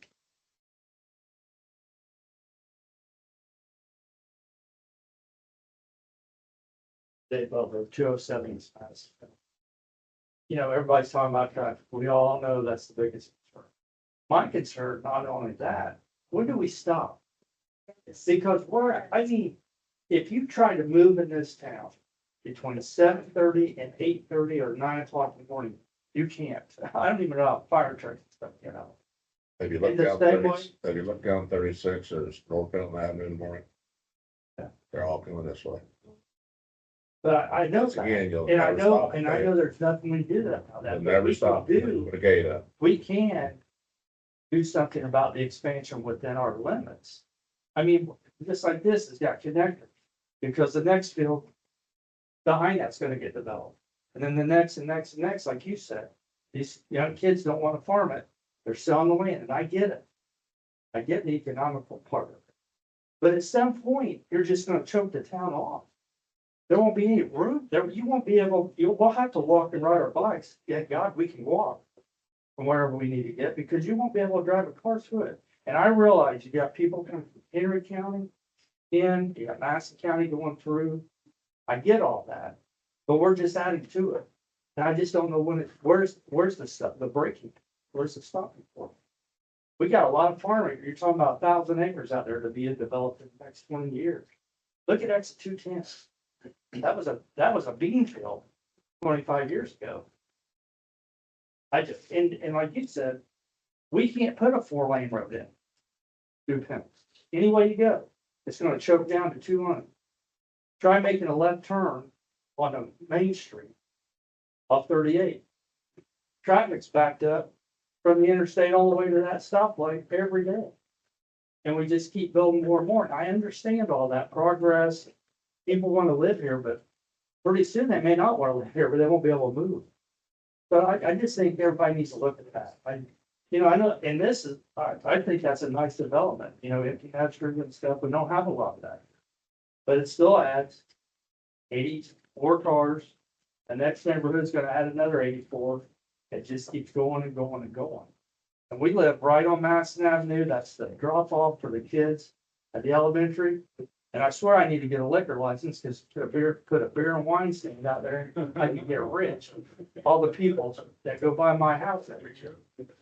It's just, you know, the more we bring in, this development probably won't have that many children. Really probably won't. Actually, Cary Glen was a lot of empty nesters from Cary Glen. Yeah. A But lot. still, their grandparents, a lot of times say, watch their grandkids, and they gotta get them that, you know. So I don't know where it stops. That's my comment. That's the big question. You know, if you don't grow, you die. I You understand. gotta support our restaurants, you gotta support the grocery store. You know? The restaurant next door closed. Numerous buyers come in there, and the first thing they said was, where's your parking? Had no parking, so we're out here. They left. And in 2010, half of these businesses were empty. It was a ghost town down here. And I understand all that, but then again, with the traffic concerns and the growth, we are, you know, unfortunately, we live in town, so we still have that small town feel. But we're gonna lose that, I'm afraid. And I know you have no control of what's coming through this town or the other counties and stuff, It's monumental. but it's What, just. what we do have control on is we have a UDO, Unified Development Ordinance, that had the community's input, was put together so that it's basically what we want for future. If this field sells, then what do we want in No, that I area? appreciate Because that. without that legally, it's hard to say no. Yeah. Right. But because we did that and had forethought, we were able to turn down several warehouses, a junkyard that our neighboring town individuals put 20-some thousand dollars to fight against it because they didn't have good ordinances where we did, and we were able to say no. We probably turned down 20 to 30 warehouses out there.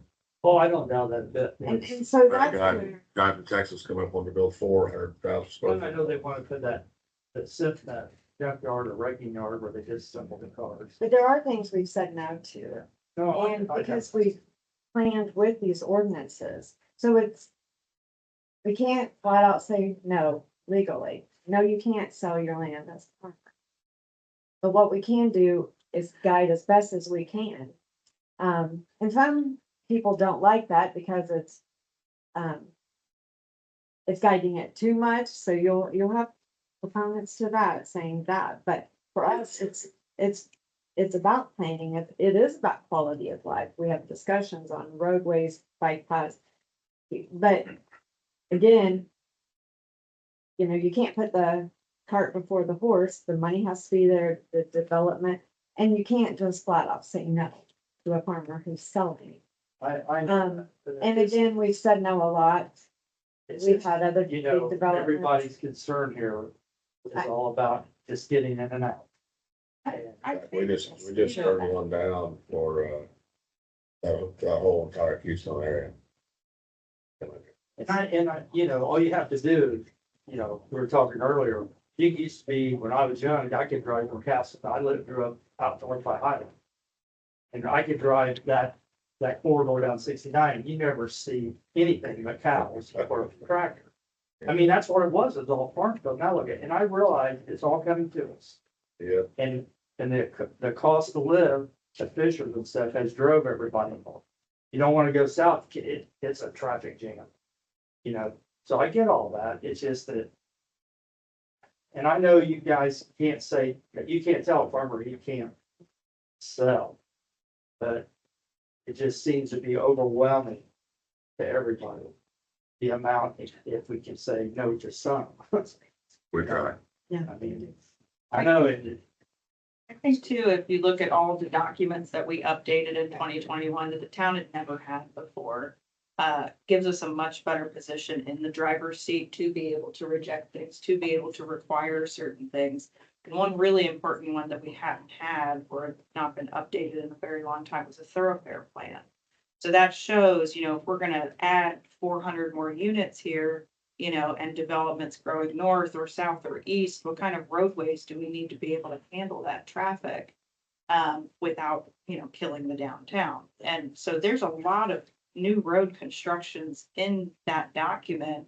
Or, if the neighbor to the north sells and the neighbor to the north of them, they're gonna be required to build a road that connects 360 and 400, so that traffic can move. Unfortunately, like Tim mentioned, we are in a bit of a unique situation with being surrounded by state roads, a raised rail line, a creek, a reformatory. It's a little difficult, but we at least have that document. We're a little more forward ahead than I'd say maybe some communities around us, considering when we do grow out, I guess my concern too is, just talking about future growth. You look what happened at Fishers.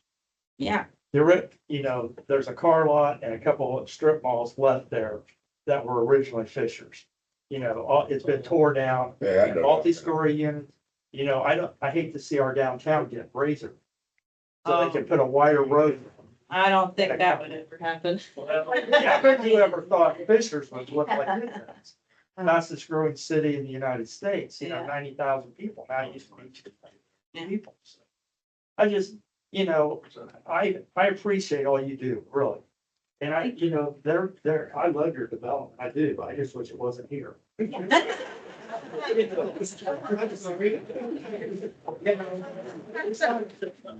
We need that, just like up there on Madison Avenue, they wanted to put all those houses there. That would be a good place for something like that if it wasn't for the Pendleton. Well, we fought that because you want traffic down Madison. And down East Street in front And of they us. walked away. Yeah, We so I know. We hit 'em pretty hard. So it's just. Pendleton has its pluses so much that people want to be here and it's It's part of changed. the corridor, the growth, I get all that. It's just that. You come in and, you want to retire here and you want Pendleton to retain its charm. And I'm afraid, with the growth, it's gonna lose some. You know, the development you're showing out there by the interstate, that 1,000 acres, you're trying to maintain that, I get it. Along to accommodate the growth. But it just, you know, for all of us, we get up every day, especially the people still working. Fortunately, I'm retired, so I can work around the traffic, but a lot of these people have to get to work. And it's just, it makes it tough. Makes it tough. So I just appreciate everything you can do to control it as much as you can. So that's all I got to think about it. Thanks.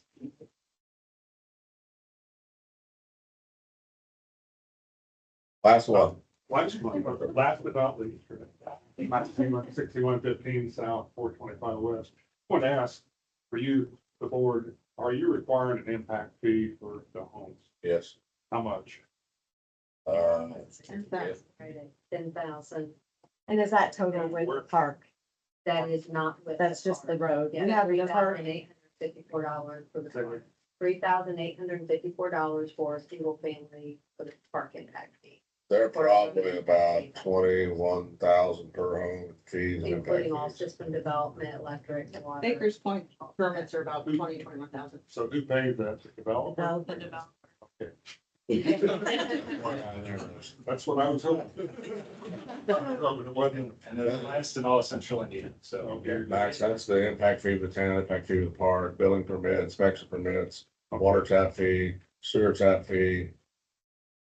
Right, Electric. electric fee.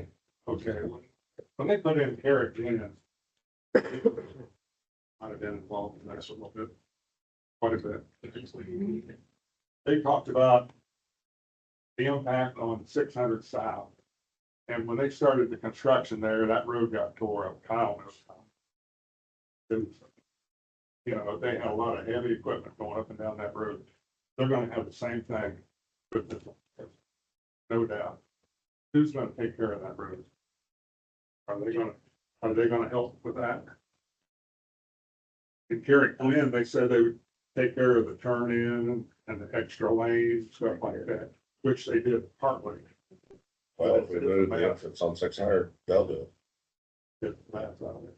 Well, I believe we're updating our impact fee plan, and we're looking to identify some more project areas, that aren't quite at the scale as the first one that we had.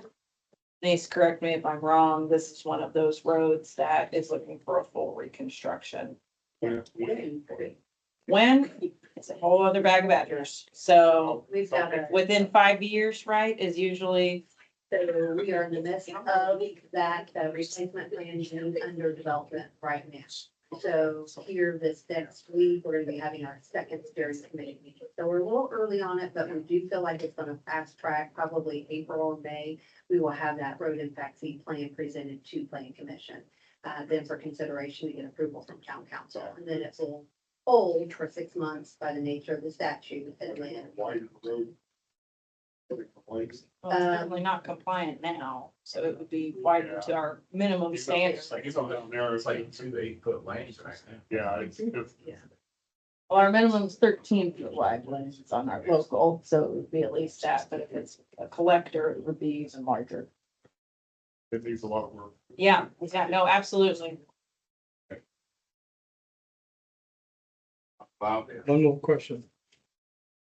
For the next 2 years, how many houses or units are planned for the city? we have no plan. I mean, how many is in the plan now? Because we talk about housing over here by the railroad track. Now this house, how many units is in the plan?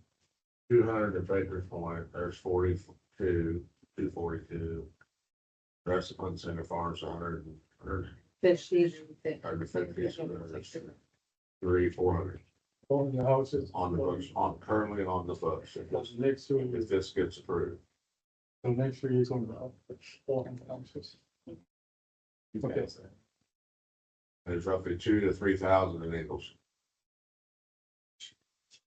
They're all in 800 Are south. you indexing and go? No, the Eagles owns it all. That's all that growth is out there east of Taylor's Restaurant, all through there. It's just 400 houses. Pardon me? 400 houses, there will be 800 more cars. 3 to 5 years. Okay, I'll go ahead and I'm gonna close the, public hearing now.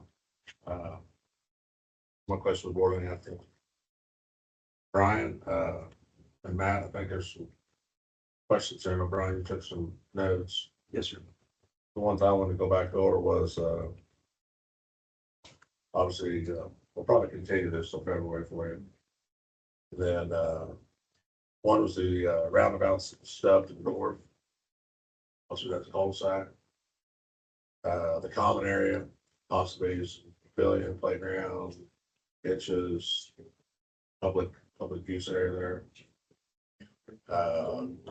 Definitely would like to see a preliminary site landscape design to show the landscape, the bushes, the density of bushes. Maybe from a street view, so the buildings could have an idea of what's going on there. And maybe give them a plan one or plan two, so they can see the much more visual. Right there. 600 entrance versus Hilton Pike. Maybe look at flipping that entrance on the 600. I know we talked about that.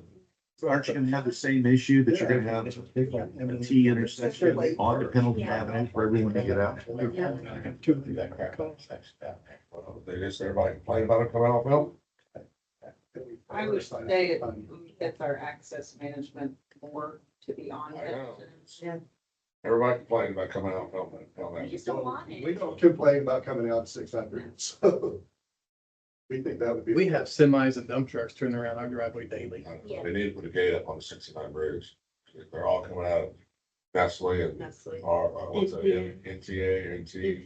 NTN. Yeah. And Google and, what's the GPS, Garmin, Garmin sends them that way. And we try and try and try and get it corrected, all and everything, they won't fix it. And the guy puts in the route, it sends them, always sends you the shortest route. And the pond management, I don't know, I'm just gonna show you how an HOA there, Ryan. Yes, sir. Address that. We addressed the materials.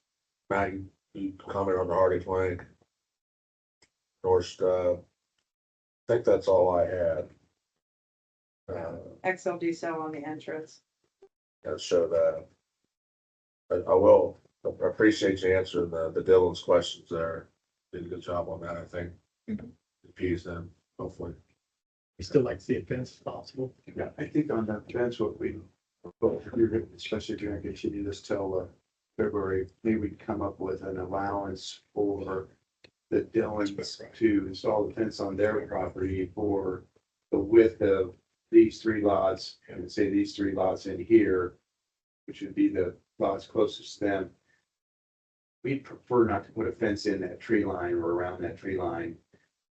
And we understand that if they want a fence, we'd come up with some reasonable allowance that they could install it on your property behind that tree line. I think that'd be acceptable. Yeah. And then we'd, right, the HOA wouldn't have to maintain it. And again, just keeping that tree line as it is. And then as to your other concerns, we'd come up with a commitment that there are going to be ranch homes on those lots of joining your home. So I think that helps what you were Yes, concerned about. thank you very much. Do you ask for a vinyl fence? Is that what you asked for? Composite. Yeah, so we'll get an estimate and come up with a allowance. Get a couple ideas. Yeah. Okay. Thank you. Thank you, Yes, Frank. thank Thank you. you, Matt. Okay, hearing those concerns, I'm gonna make the motion that we continue this to February. Can I have a second, please? I'll second that. Thank you, Brad. All those in favor of continuing 2026-1 to February with answers to questions we asked tonight, please say aye. Aye. Those opposed, thank you. Thank you. What was the date of that meeting, please? Plus. The fourth. Oh, yeah. Well, the 4th is February. Oh, Planning Commission, sorry. Yes. That's a Wednesday. Yes, it's always on Wednesday, right? Yeah. First Wednesday. And if it does receive a recommendation at that point, it still, we will be able to move it for the February plus coming up. That's great. Our youngest daughter's getting married the weekend before, so. And I'll need to work. You'll be. Yeah, I pay for that. Thank you. Thank you, guys. Good evening. Okay, quick 5 minute recess for you, continue on with the gateway overlay. Thank you folks for coming in. Appreciate your comments.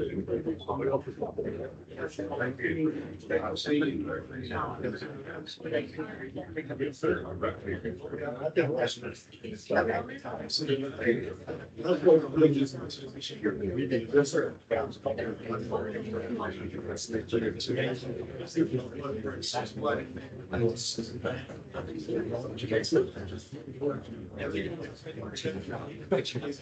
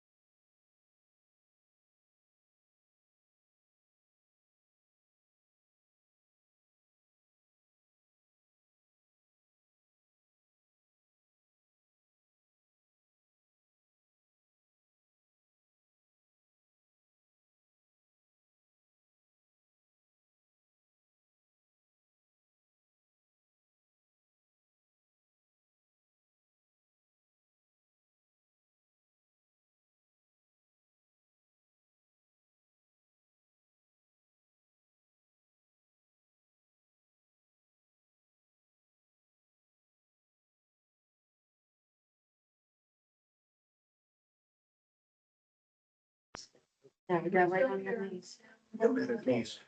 So you guys, last month, I know I wasn't here, Denise had some updates, discussions, and we wanted to make sure Brad was here for the potential of adding this gateway, overlay to 700. Well, this should be at the end. It's us. Yes. Shows. That's that. Yeah, there we go.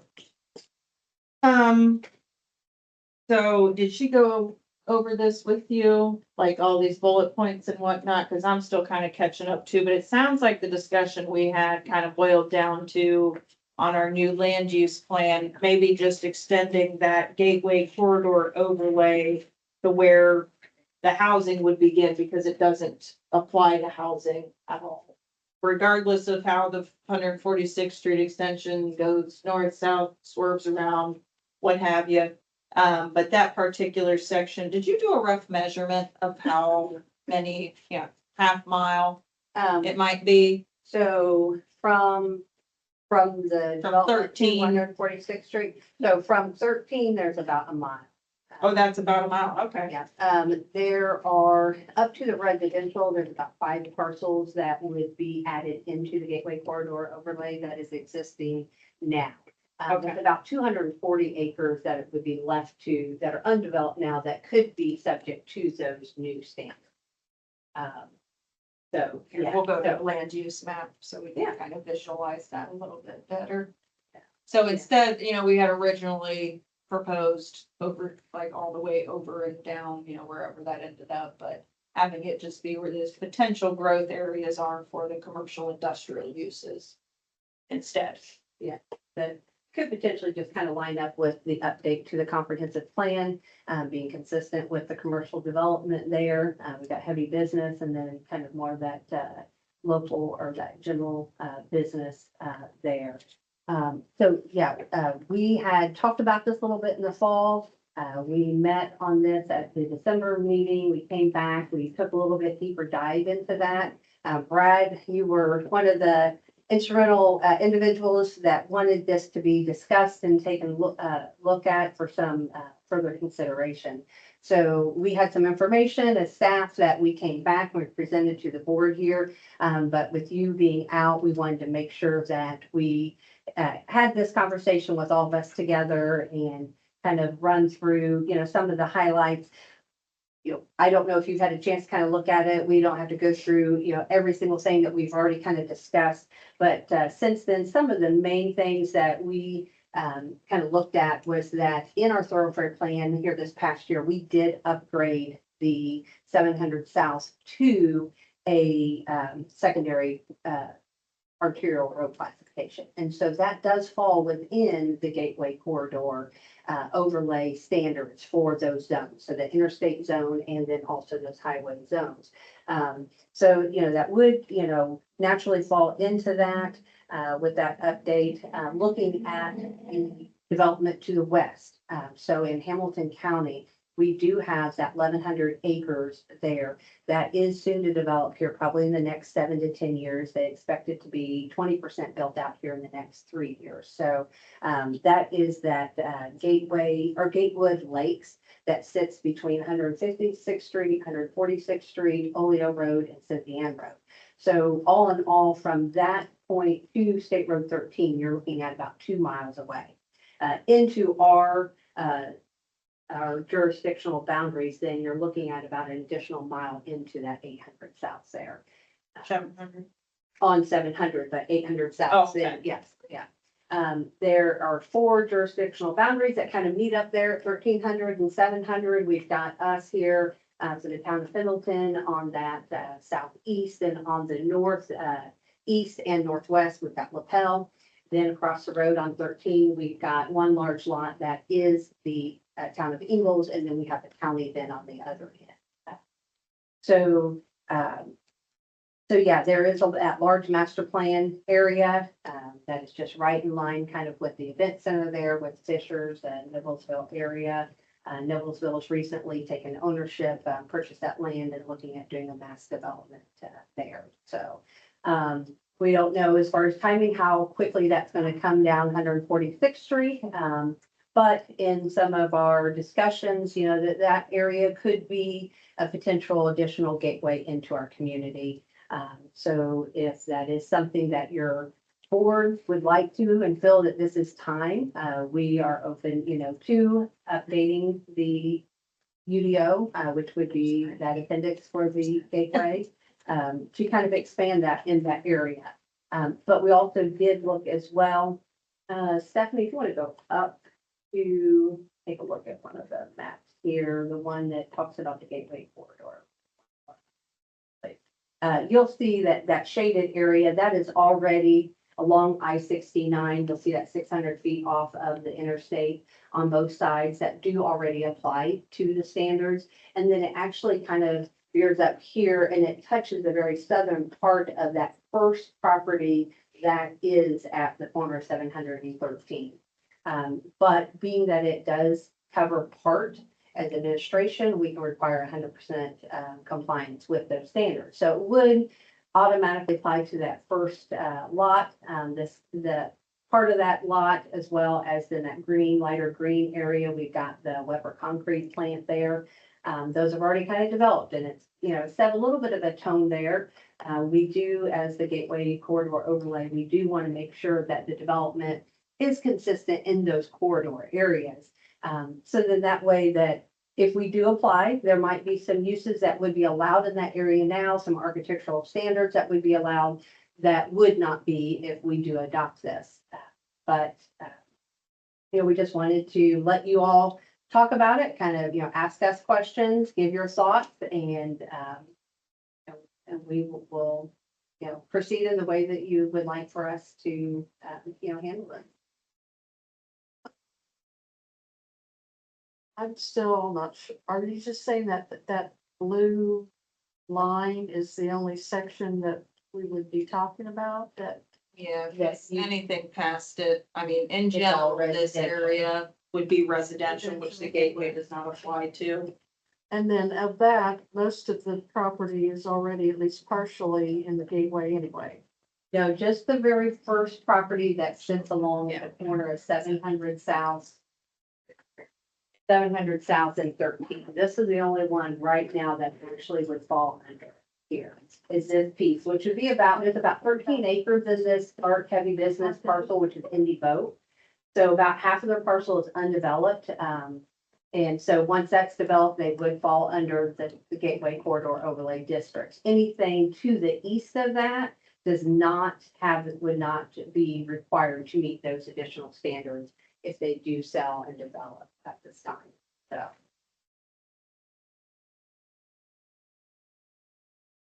So my perspective is I've had time to spend more time around Hamilton, Boone, Hendricks County. When you look at it, I mean, the ring's being established. You take Ronald Reagan Parkway from Interstate 70 and the airport, it comes up north, it swings and basically provides the connection to Interstate 65. You've got all the development through there. That's first part of the outer ring. You have the Whitestown 300, got an exit there, it's 300. The short development there in Boone that links then into 146th Street. We already know what 146th Street looks like all the way across Hamilton County. Hamilton County's already taken the steps with the new gymnastics headquarters. We now have the professional athletics facility on 146th Street. We've got more residential development. It is coming up to the border with Madison County, where we have the multiple jurisdictions that have to be in place. My point behind it is by putting this in place, it positions us in a much better position to develop the gateway into our city, because ultimately we're going to have to connect to 69.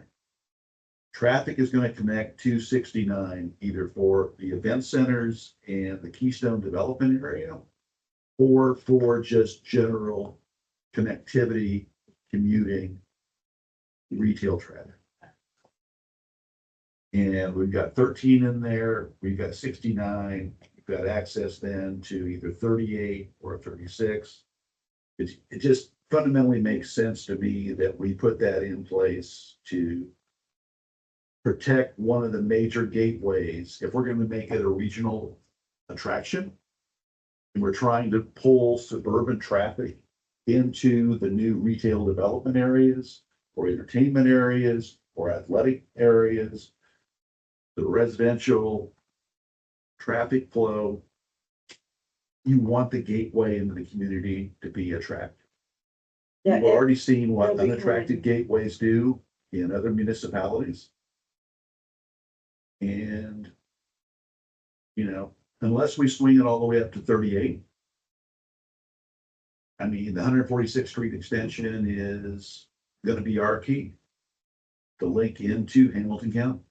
And Hamilton County is the county we want to be aligned with.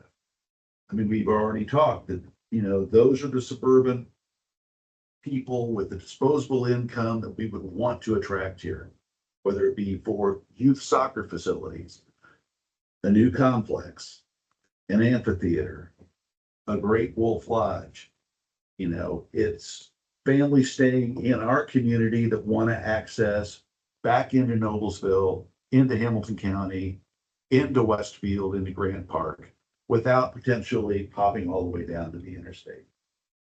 And that's the type of a development that they're anticipating as well. I mean, they're looking at Correct. 2,400 homes, they're looking at 1,000 apartments, they're looking at 2.5 miles of shoreline, I think 20 miles of trails in there, and that type of event type, regional attraction type place is kind of what is it projected to take place within that So area. from my perspective, I see minimal or no risk in extending the gateway into that segment of the road to protect us as development comes in. Because, you know, do we want heavy industry? If so, do we want to mask it? We want the gateway to still be maintained so it's attractive for the suburban residential and out-of-state visitors that are coming in for various events. Or do we want it to look like a standard industrial access point? I agree. I think the quicker we get it in place, the better off we'll be. I think it's gonna, it'll turn out like UDO will be amended thing. Yeah. Every 3 months. Yeah. So like if somebody came in and developed, there's 4 large parcels. We don't. Along the south side there. Yeah. So if a single developer came in and wanted to Oh, we develop have to. all the way across there, would the overlay stop mid-project and the east half of their project wouldn't be subject to the, if we Yeah. use the blue? I'm saying we ought to just extend it Go all clear the to way. the red. Yeah, whether or not it does Yeah, that residential. makes sense. This one doesn't Residential, apply, it it doesn't doesn't apply. If that Yeah. happens to go commercial or industrial, Yeah, Makes sense. so yeah. it might Yeah. as well, Take it up to the existing residential. to the jog in our boundary. there. I mean, it won't be long. There, that innovation mile is coming right up to Cynthia Road, which is what, a mile off from, 2 miles 2 from, miles yep. from. Mhm.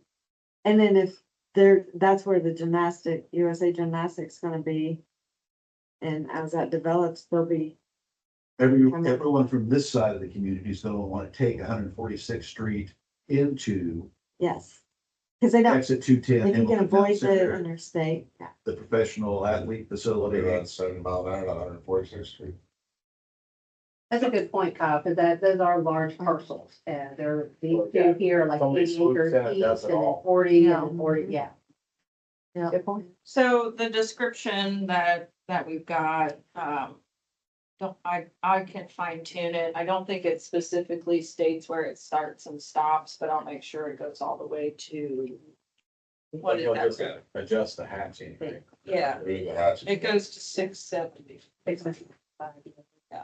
So, yeah, I'll adjust the hatching to do that, make sure this description, you know, maybe describes that a little bit better, but the essential corridor character description, this is just kind of what is in the gateway overlay right now. It's just describing what's there right now. So it's very easy. It doesn't talk about what it could be, what it should be, blah, blah, blah. And then this would be 200 foot from center line on the south only because we're split with Lefel. So then I've got the State Street language here below for your reference of what that is. So we would use that highway zone. And the other thing I would request is we talked about it before, I know that LaPel has a new town manager. They're not interested. Yeah, they're just not there yet. But they're big, but But I think that sharing what our vision and what we're trying to do would allow them to potentially adopt similar philosophy if the development occurs on their side. At least stop and think about what should be done.